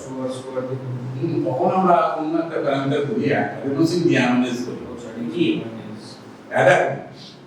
অ্যাডাতে টিউবারকুলোসিসে অ্যাডা বাড়বে, ভাইরাসে অ্যাডা বাড়বে। এবার ব্রেন টিউমারে ক্লিয়ার হবে, ব্রেন টিউমারে ক্লিয়ার হবে, সুগারও কিন্তু নরমাল থাকবে ব্রেন টিউমারে। স্যার আইডেন্টিস করতে করতে পারবে টিউবার না কি আইডেন্টিস করতে এরিয়াটার মধ্যে এটা টিউবার ভাইরালে ভাইরালও পারতে পারে, টিউবারকুলোসিস বেশি পাবে। আইডেন্টিস ডিঅ্যামিনেজ অ্যাক্টিভিটি।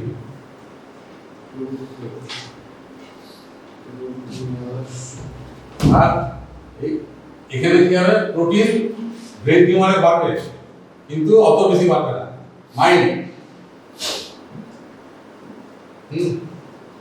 ব্রেন টিউমারের সেল কিন্তু খুব একটা থাকবে না, সেল অল্প বাড়বে, সামান্য বাড়বে। এবার বিভিন্ন টাইপের সেল হতে পারে, লিম্ফোসাইটে হতে পারে, পলিমরফস হতে পারে, কিন্তু একটুখানি বাড়লেও বাড়তে পারে, একদম নর্মাল হবে না। আবার নর্মাল হলেও হতে পারে। নর্মাল কিন্তু পিসি থাকে, তুমি নর্মাল বলতে পারো, আবার কিছুটা বাড়তেও পারে। নর্মাল টু কিছুটা ইনক্রিজ, নন নর্মাল পেলেও পেতে পারো।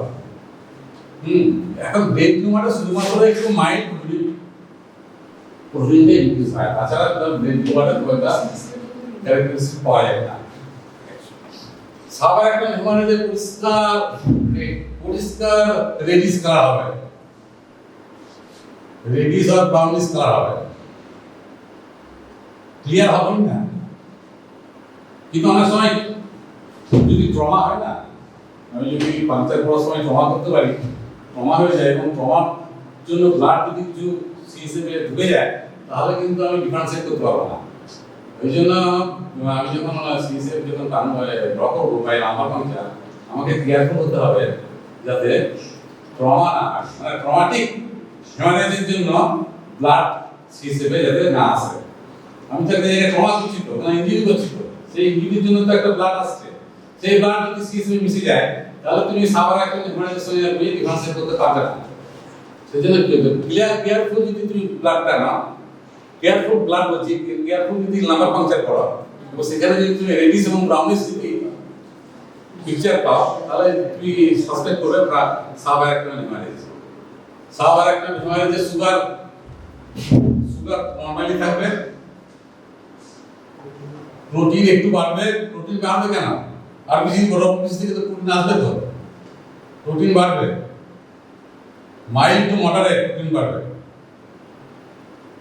সেল আরবিসি থাকবে, ডব্লিউবিসি দুটোই থাকবে,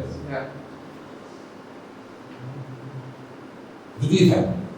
এইভাবে এই সিএসএফ স্টাডি করে আমি বিভিন্ন টাইপ অফ মেনিনজাইটিস এবং তার সঙ্গে আমি অ্যাড করেছি দুটো ব্রেন টিউমার আর সাবার হেমারেজ। তোমাদেরকে পিকচার আসতে পারে, আমি এই তিনটে পিকচার মনে রাখতে হবে, চার্টে দেওয়া দিতে পারি আমরা, দিয়ে তোমাকে বলবো what is the diagnosis. Sir by chance lumbar puncture করতে গিয়ে ব্লাড মানে এসে নাম্বার পাংচার করতে গিয়ে ব্লাড যদি এসে যায়, তুমি তখন ওটাকে সেপারেট করতে হবে, ব্লাডটাকে আরবিসিটাকে।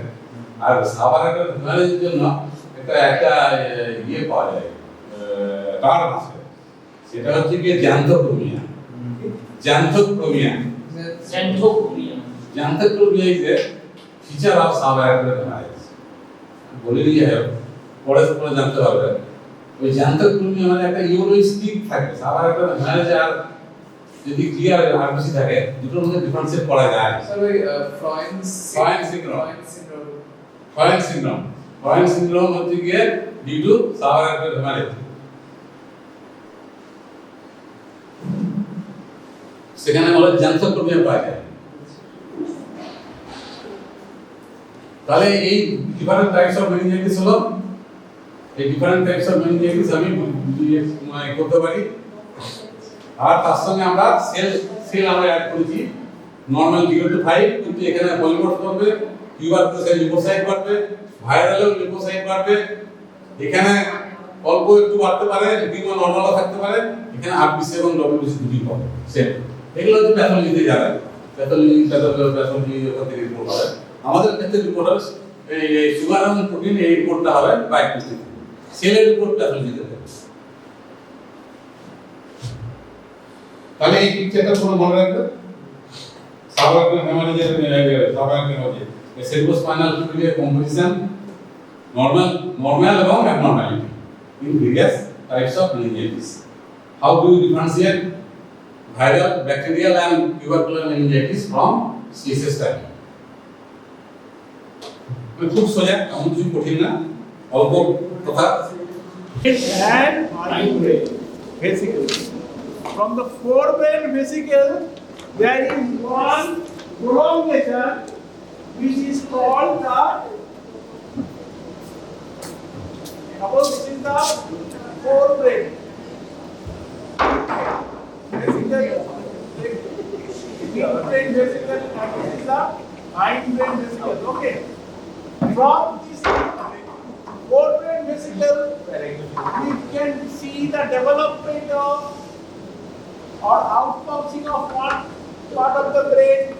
This is called the telencephalon, and the rest is called the diencephalon. Okay, and from the diencephalon we can see on either side a development of one vesicle on either side. This is nothing but the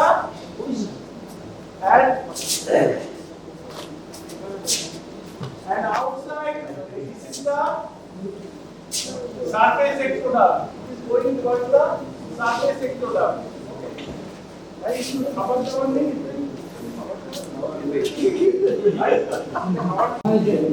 Optic vesicle, which is called, it is the outpouching of the diencephalon, and which is called the optic vesicle. And this optic vesicle goes towards the surface ectoderm, and in the surface ectoderm we get a thickening which is called the lens placard. In the surface ectoderm there is thickening which is called the lens placard. And this lens placard, P-L-A-C-O-D-E, and these optic vesicles ultimately forms the eyeball, and this is called the stalk which forms the optic nerve. So it is nothing but the prolongation of the brain or moving brain. Eyeball is nothing but the moving brain. So I will restrict myself up to this.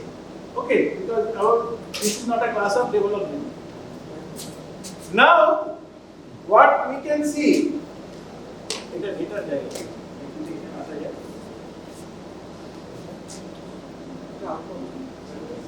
so this is the whole eyeball, this is the horizontal section, and we can see there are three coatings from outside. You can see this is one coating. The next one there is another coating, and inside there is the other one. This is the nervous layer.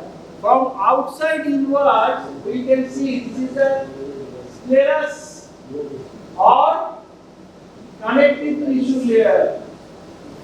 The next one is the vascular layer, and innermost is the nervous layer.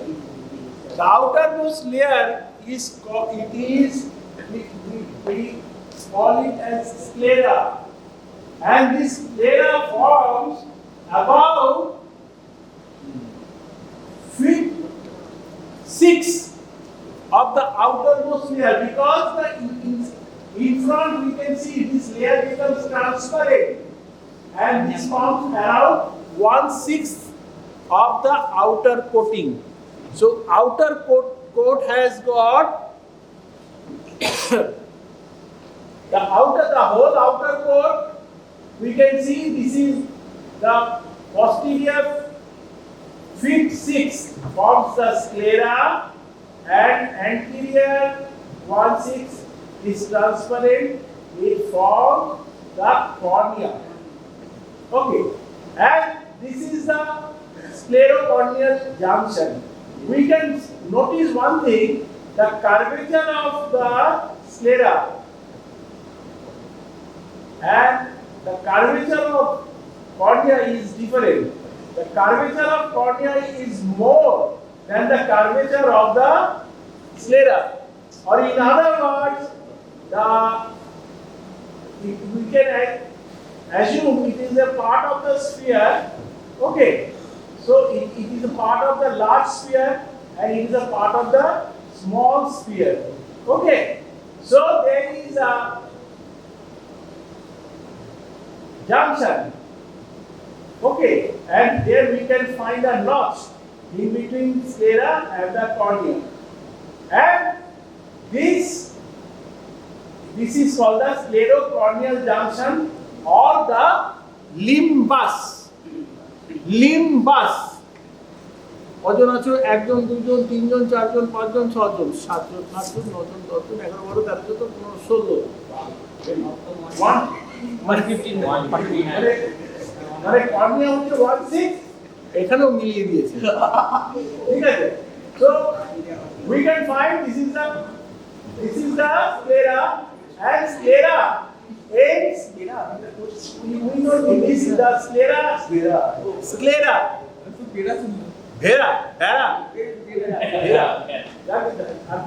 যাই শোনো শোনো এইটুকুনি মনে রাখো this area is called the scleral spur. Sclera ends in a anterior end of the sclera. Okay, this is called the scleral spur. Okay. Now the sclera we can find in posterior part of the sclera. We can see there is we can find the optic emergence of optic nerve. Actually, in other if we next speaker hai wo okay, and at the sclerocorneal junction we can find a channel. We can find a channel which is called, this channel is called, actually this is for drainage of something. Eta mone rakho, this is for drainage of something. That is, we can see the aqueous humor within our eye, and this is the channel through which the aqueous actually gets drained. So this is called sinus venosus sclerae. So this is the anterior part, that is the cornea.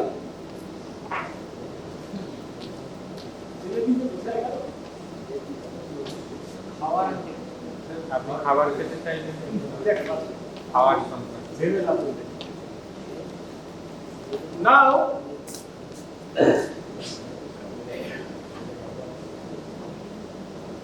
the sclera, what we can find, there are the sclera is being penetrated by some blood vessels and also by the veins, which is not seen in this picture. Actually, there are some veins which are, there are 4 to 5 veins, and they are placed in between the optic nerve and the anterior pole of the eyeball. Actually, it comes out through the sclera. They are called the vorticose vein. Vorticose vein. Okay. And we can also find this is the optic nerve. Actually, the optic nerve.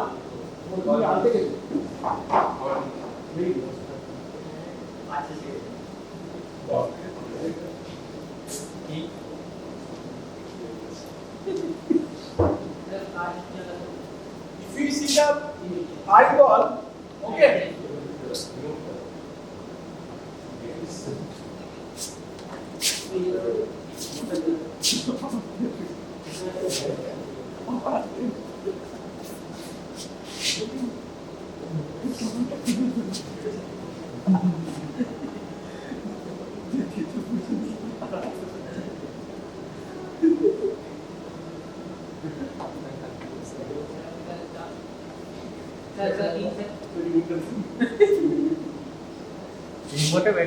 The emergence of the optic nerve, how much away from or how much medial to the posterior pole of the eyeball? It is around 3 millimeter. 3 millimeter medial. This is the medial side. Okay. So 3 millimeter medial to the posterior pole of the eyeball. So this optic nerve comes out. Okay. And this is the area. This is the area of the sclera. Actually, it is traversed by these different fibers of the optic nerve. Optic nerve has got nerve fiber layer. Okay. And this.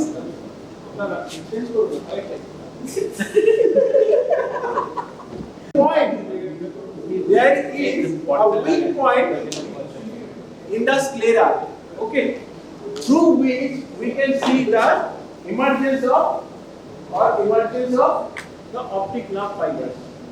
And this part is called the laminar fibrosa sclerae. Laminar fibrosa sclerae because fibrosa means free-form plate where we can get the nest, some opening. Okay, so this area is also called the laminar fibrosa of sclerae. And what is the importance?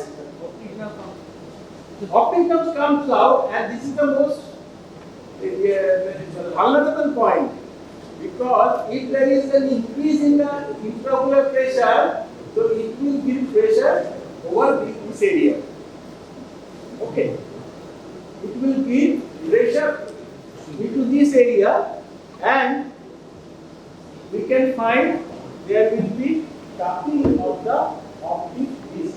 Actually, this area, the central point, is called the optic disc, where we can see the central artery of the retina along with the nerve fibers.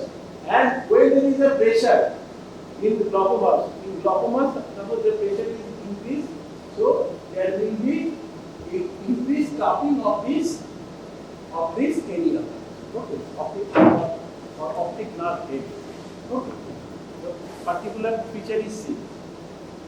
So within the sclera, and we can find the sclera is covered above by a layer which is called episcleral tissue. Episcleral tissue, and that episcleral tissue is continuous with another layer we can find here, that is nothing but the conjunctiva. Okay, so in between we can see this is the conjunctiva and this is the sclera, and above this it is covered by the episcleral tissue, and above that area the whole eyeball is covered with a capsule or membrane that is called Tennant's capsule. So the sclera, above the sclera we will get a Tennant's capsule, and in front we will get the conjunctiva. Actually, conjunctiva actually covers the anterior Tennant's capsule. The whole eyeball is covered by a membrane-like structure, which is called the fascia bulbi or Tennant's capsule. Okay, and in between Tennant's capsule and the sclera, we get some fibrous tissue, loose areolar tissue. Okay, and when we give some injections, actually we give just below the Tennant's capsule, which is called subtenance injection. Okay, in eyeball, whatever we give, we first we actually lift up the conjunctiva, and we go below that. That is below that we will get the Tennant's capsule, and here we put all the injections. So in front, and what is in front the sclera, we get the cornea. Now cornea has got a change করতে light গুলো change করো হ্যাঁ focus হচ্ছিল change করো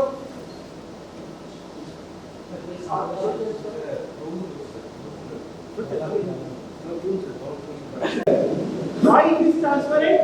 Because actually it is supplied definitely by the nerve, but we cannot see the nerve. Why? Those nerves are non-myelinated nerve fibers. Okay, and cornea is actually within the cornea we can get at least 5 layers. From outside to inward, we get the 5 layers. The most outside layer is the corneal epithelium, okay, which is ectodermal in nature, and all the layers except the corneal epithelium, they are mesodermal in nature.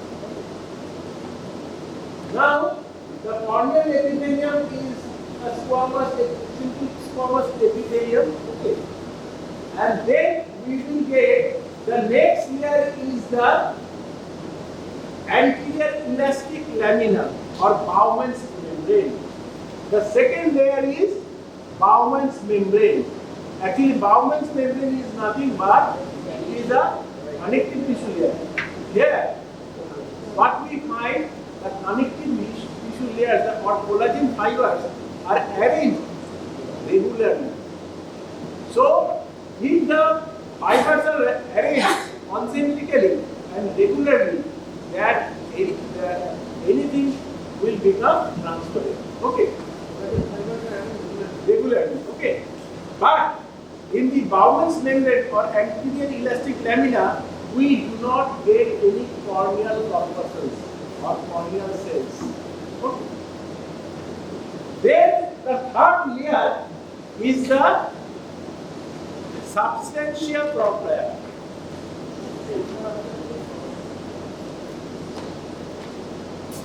First is the corneal epithelium. Okay.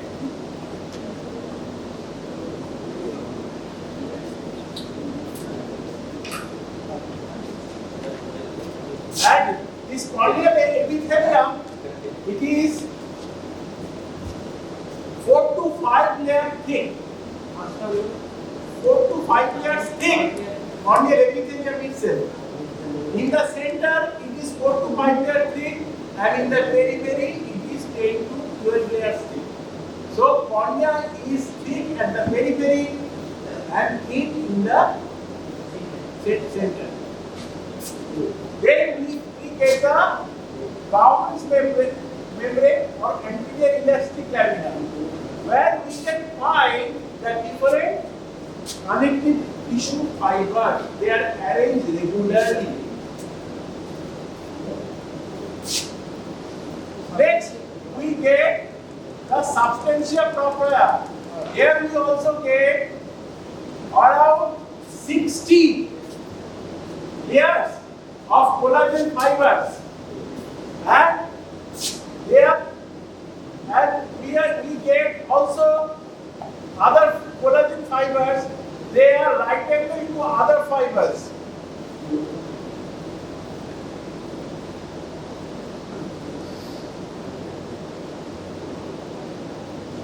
And in between them, we get the corneal corpuscles. Okay. So this is the third layer or the substantia propria. The next layer is the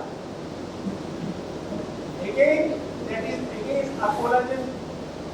We get the collagen tissue that is just like the second layer of the Bowman's membrane. And this layer is called the Descemet's membrane or posterior elastic lamina. Okay.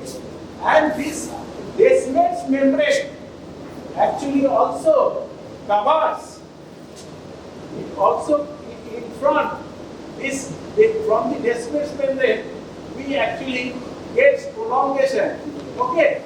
And this covers this angle. This is the iris and this is the cornea. This is called iridocorneal angle. And within it, we get a meshwork of fibers which are called the trabeculae. Actually, this trabeculae is nothing but coming from this Descemet's membrane or this one, that is the fourth layer. Okay. And also that Descemet's membrane also not only forms the trabecular meshwork, and also it covers the anterior surface of the iris. Okay. And the last layer is the endothelium, corneal endothelium. Okay, corneal endothelium.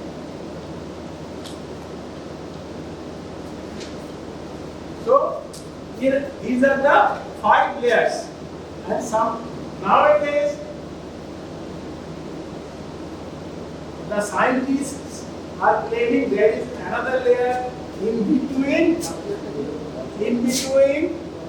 the basement membrane and the substantial profile. This is the Dual's layer. So cornea is then 6th layer.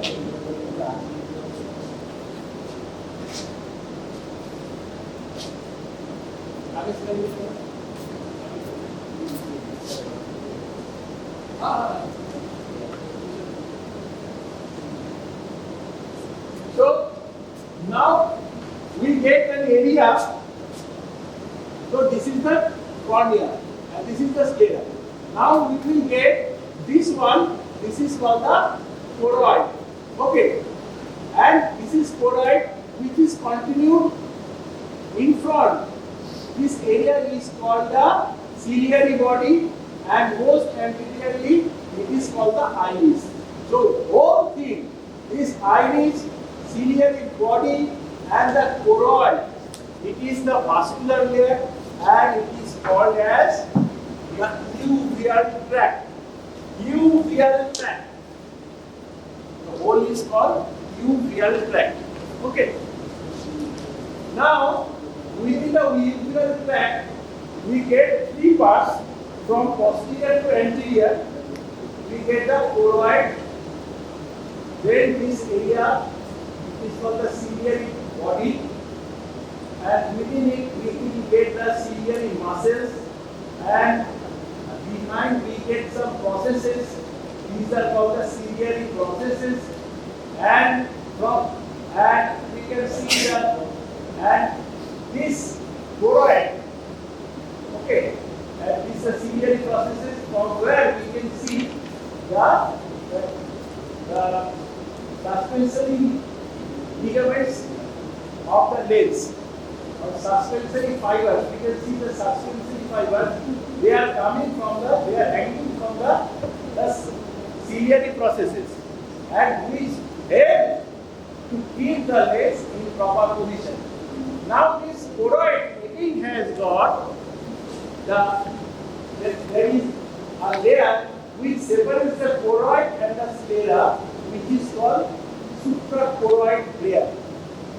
Suprachoroid layer or suprachoroid lamina, which covers the inside of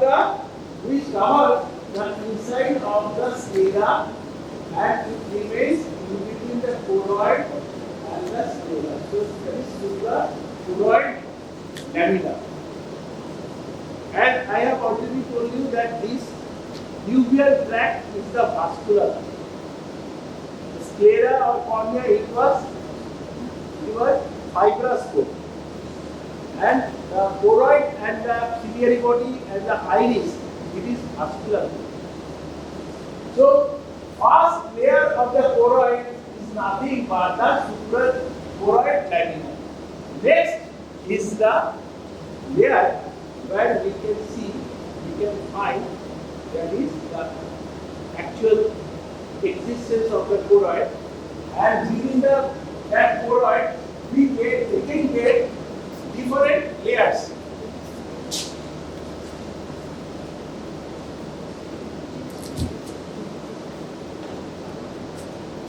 Within the choroid we will get, okay, first is the vascular layer,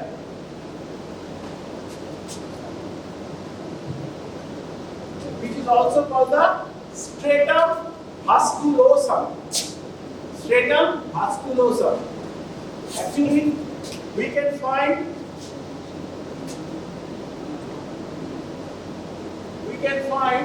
these are some these are the long posterior ciliary arteries, and there are also the short posterior ciliary arteries.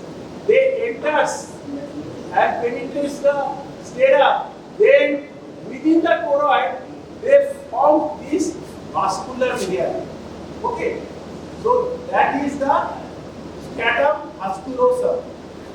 Okay, there we get only actually we will get the branches of short posterior ciliary arteries. We get the branches of short ciliary, short posterior short ciliary arteries within this layer. That is the vascular layer of the stratum musculosum. Just beneath that layer, we will get choriocapillary layer. Choriocapillary layer. Here we also get the blood vessels, but they are in form of capillaries. And also within the choriocapillary layer, we will get the pigment cells. Actually, the color of the whole urinary tract is brown. It is due to the presence of the pigment cells within the choriocapillary layer. So, within the choroid proper, we get vascular layer or stratum musculosum and choriocapillary layer. And inside,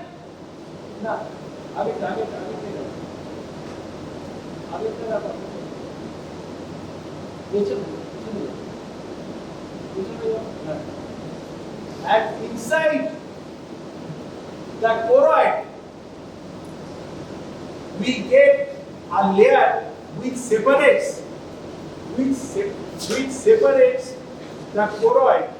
Inside the choroid, we get another layer which separates the innermost nervous layer and the choroid, that is called stratum basalis. And stratum basalis is nothing but a fibrous tissue or the connective tissue layer. Okay. So choroid has got suprachoroid lamina, and within the choroid we will get the vascular layer, stratum musculosum and choriocapillary layer, and just below the choroid we will get the stratum basalis, actually which is nothing but a connective tissue layer which separates the choroid from the pigment layer of the retina, because the innermost layer is retina or the nervous layer, which is again divided into outer pigment layer and inner nervous layer. And in front we get the ciliary bodies, and within the ciliary bodies we can see there are muscles which are called the ciliary muscles. These ciliary muscles are of two types. One have got meridional fibers, and another we can see the circular fibers. And meridional fibers actually they goes from this is the sterile spot. From the sterile spot, actually they traverse towards the posterior surface of this is the ciliary processes. Okay, so these fibers move from here to there. So these are the meridional fibers, and within that we get the circular fibers. Okay, and these circular fibers are very much active in hypermetropic eyes, or in childhood we can find these fibers are very much active. So in that case, what we can expect? Plus power, hypermetropia, the plus power, because the objects are actually focused, and actually they are focused in front of the eyes. So there is increased curvature of the lens due to the contraction, and the objects are focused in front of the retina. So that is the hypermetropia. Okay. So hypermetropia is contributed by this circular fiber.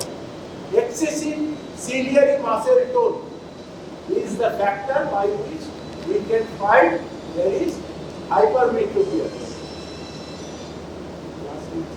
And ciliary processes, from the ciliary processes, we can find that the base fiber, there are some suspensory ligaments which help to hang this lens or keep the lens in position. And what is the action of these ciliary muscles?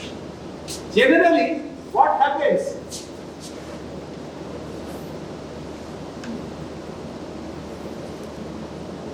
These suspensory ligaments, actually, they are in a tense state.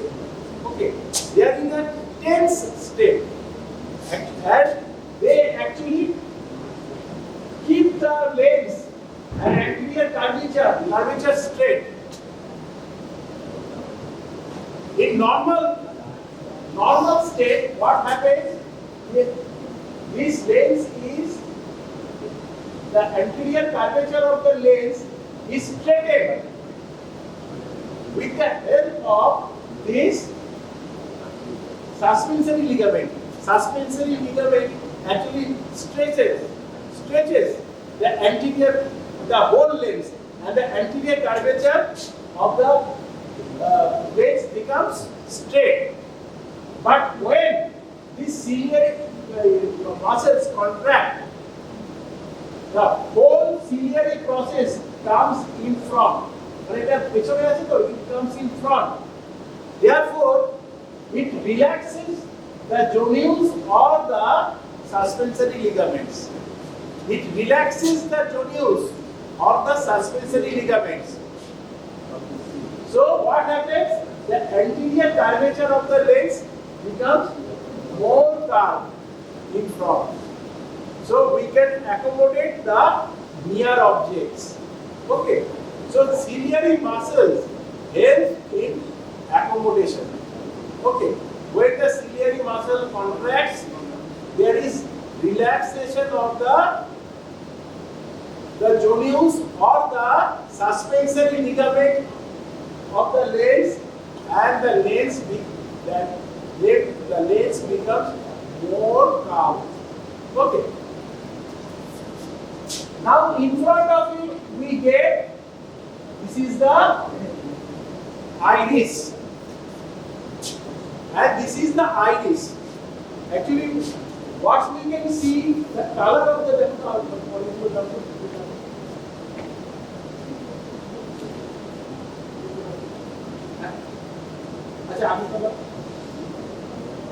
now here we can find, these are the meridional fibers from behind backwards, and these are the circular fibers. Okay, next.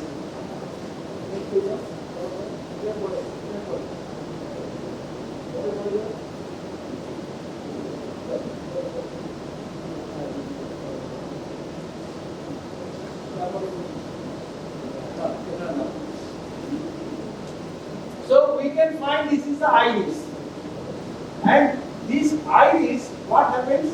This iris actually, it is a incomplete diaphragm.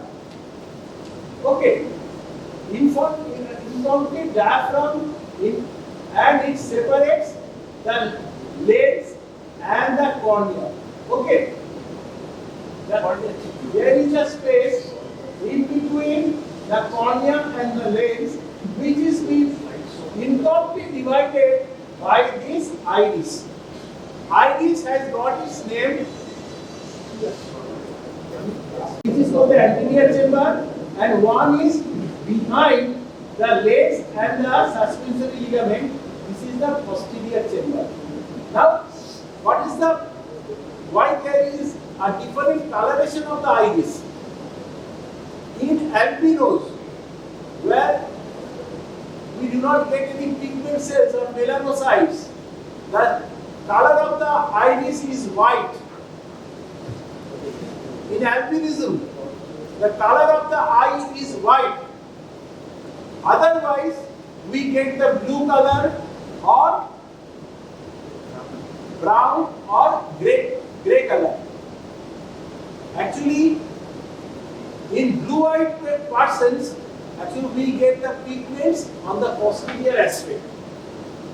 Okay, few pigments are there. And in case of brown or grey or black eyes, where we get the pigments, there are enormous pigments cells, and they are present on the posterior aspect and within the stroma of the iris. Okay. Now this is the area. This is the area which is called the anterior chamber, and this is the posterior chamber. Okay. And this anterior chamber and the posterior chamber, actually, they are occupied by one fluid, that is aqueous humor. Actually, this aqueous humor is secreted by this ciliary process. You can see the ciliary process, and within the ciliary process, there are some capillaries from where actually the aqueous comes out. Then ultimately it passes through the iris, and ultimately it goes and towards this region between the iridocorneal angle, where we get the canal of Sclave or sinus venosa sclerae, which is a drainage channel, and that drainage channel is being protected by another meshwork, which is called net-like structure, which is called the clavicular meshwork, through which actually aqueous gets drained within this canal of Sclave. Okay.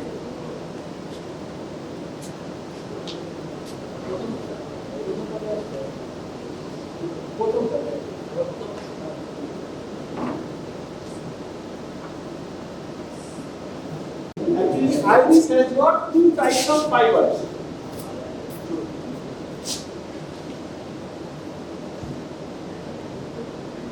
One is circular fiber, and one is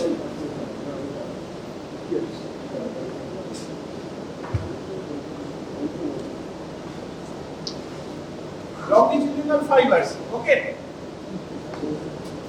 Their circular fibers are supplied by the parasympathetic nerve. We know Edinger-Westphal nucleus, from there the fibers passes through the oculomotor nerve, which ends in ciliary body. From the ciliary body, the short ciliary nerve, they actually supplies the circular muscle or sphincter pupillae.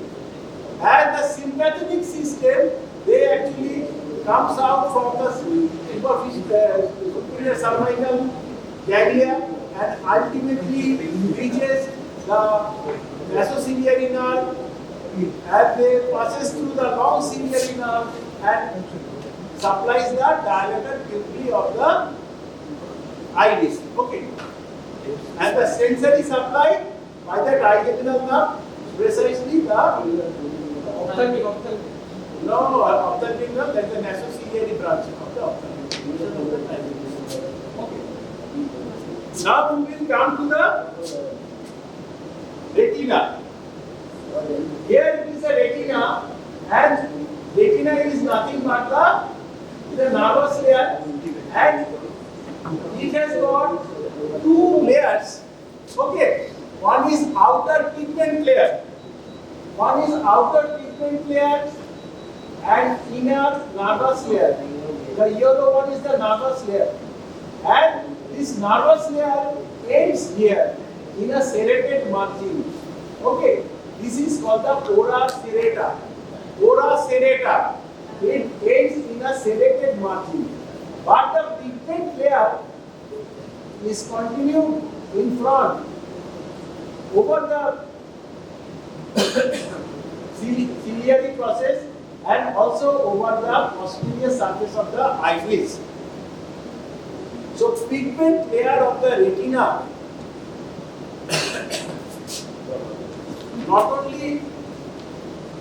is not only present over the nervous layer, it is continued in front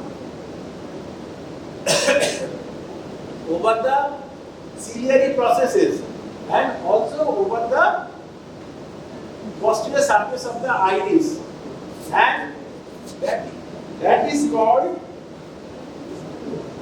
when it covers the ciliary processes, it is called pars ciliaris retini or ciliary part of the retina, and when it covers the iris, the posterior surface, pars iridica retini. Actually the pigment layer, ধরো এখানে pigment layer আছে, pigment layer, outer those pigment layer, actually it is continued over the ciliary process, then ultimately continued up to the iris. Okay, when it is continued over the ciliary process, it is called pars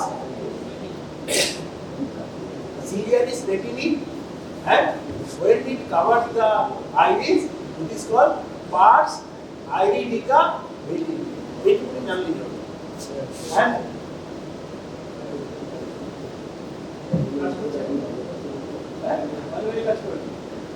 nervous layer has got 10 layers. Pars ciliaris retini, pars iridica retini. Actually, this is nothing but the continuation of the pigment layer of the retina. Now, retina as a whole has got 10 layers.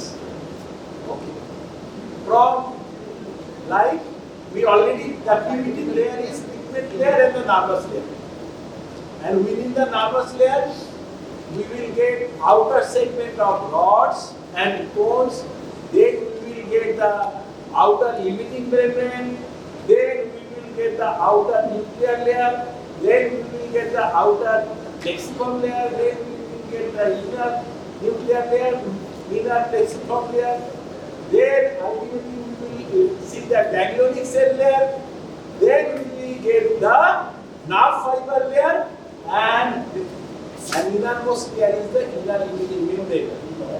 If you can remember very well, but actually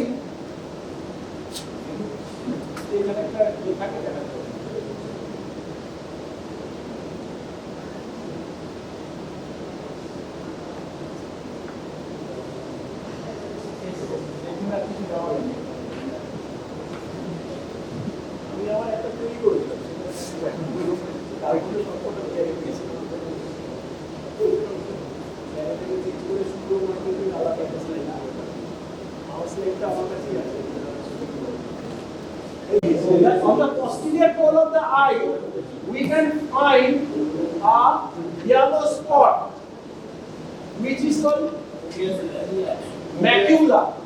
And within the macula, there is a depression which is called fovea, fovea centralis. Actually, within the retina, there are two types of cells. One is rod cell, one is cone cell. Rod is for dim light vision, cone is for a color light, bright light and color vision. No, bright light and color vision.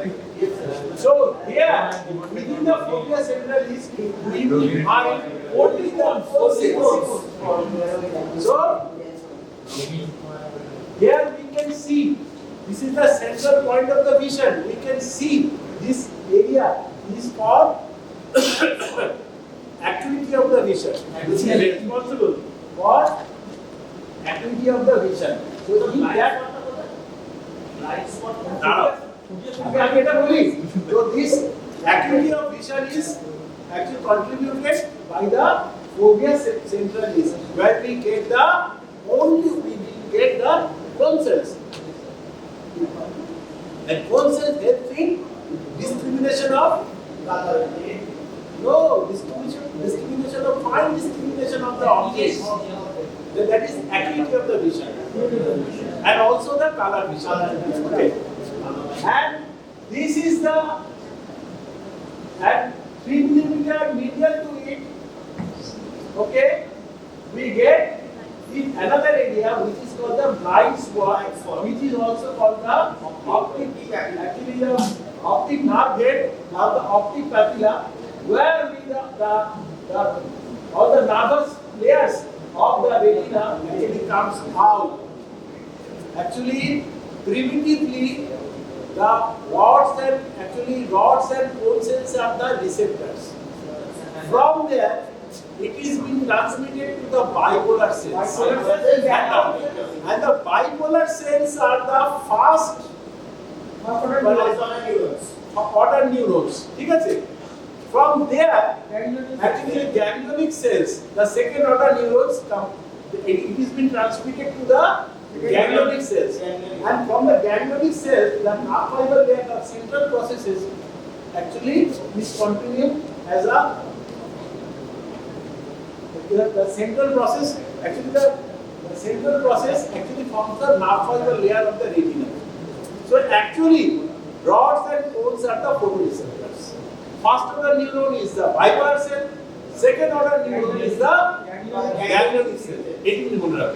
And when you outer layer, nuclear layer is nothing but the cell bodies of rods and cones.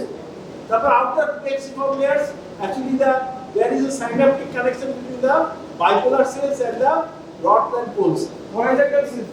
তারপরে হচ্ছে তোমার inner nuclear layer. There we will get the bipolar cells and also other cells like horizontal cells, amacrine cells. Neural cell? Neural cells and from there the bipolar cell is continued and ultimately it will join with ganglionic cells. So the axon and dendrons of the bipolar cells and the ganglionic cell will form the inner plexiform layer. And from there ultimately the nerve fiber layer will come out. ঠিক আছে? এই optic number এই হলো ব্যাপার। ঠিক আছে?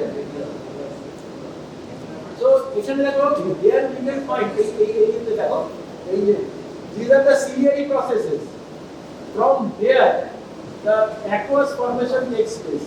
Okay, passing through this is the posterior chamber, then comes out at the margin of the pupil, it enters the anterior chamber. Here is the canal of Slade, which is being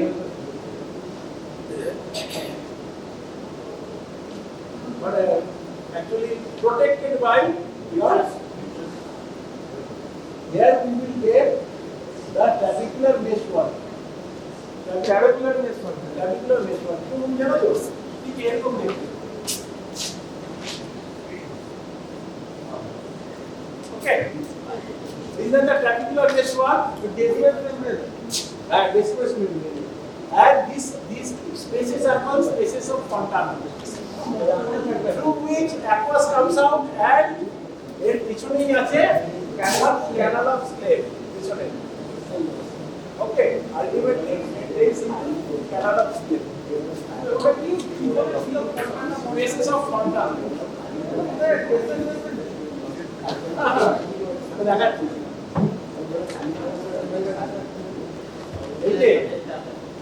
এই যে জায়গাটা বল এবার দম বন্ধ হয়ে যাচ্ছে পড়ে যাবি না এই জায়গাটা আছে না here we will get the clavicular meshwork. It is coming from the fourth layer.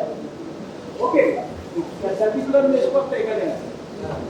Okay, and ultimately the aqueous will come and drain through this clavicular meshwork. Actually it will pass through this spaces of Fontana. You take the spaces of Fontana. Actually they are present there. The meshwork. Okay, the মশারির মতো, ঠিক আছে? মশারির মতো একটা meshwork আছে Fontana. And they are called the spaces of Fontana. The time is. Okay, you can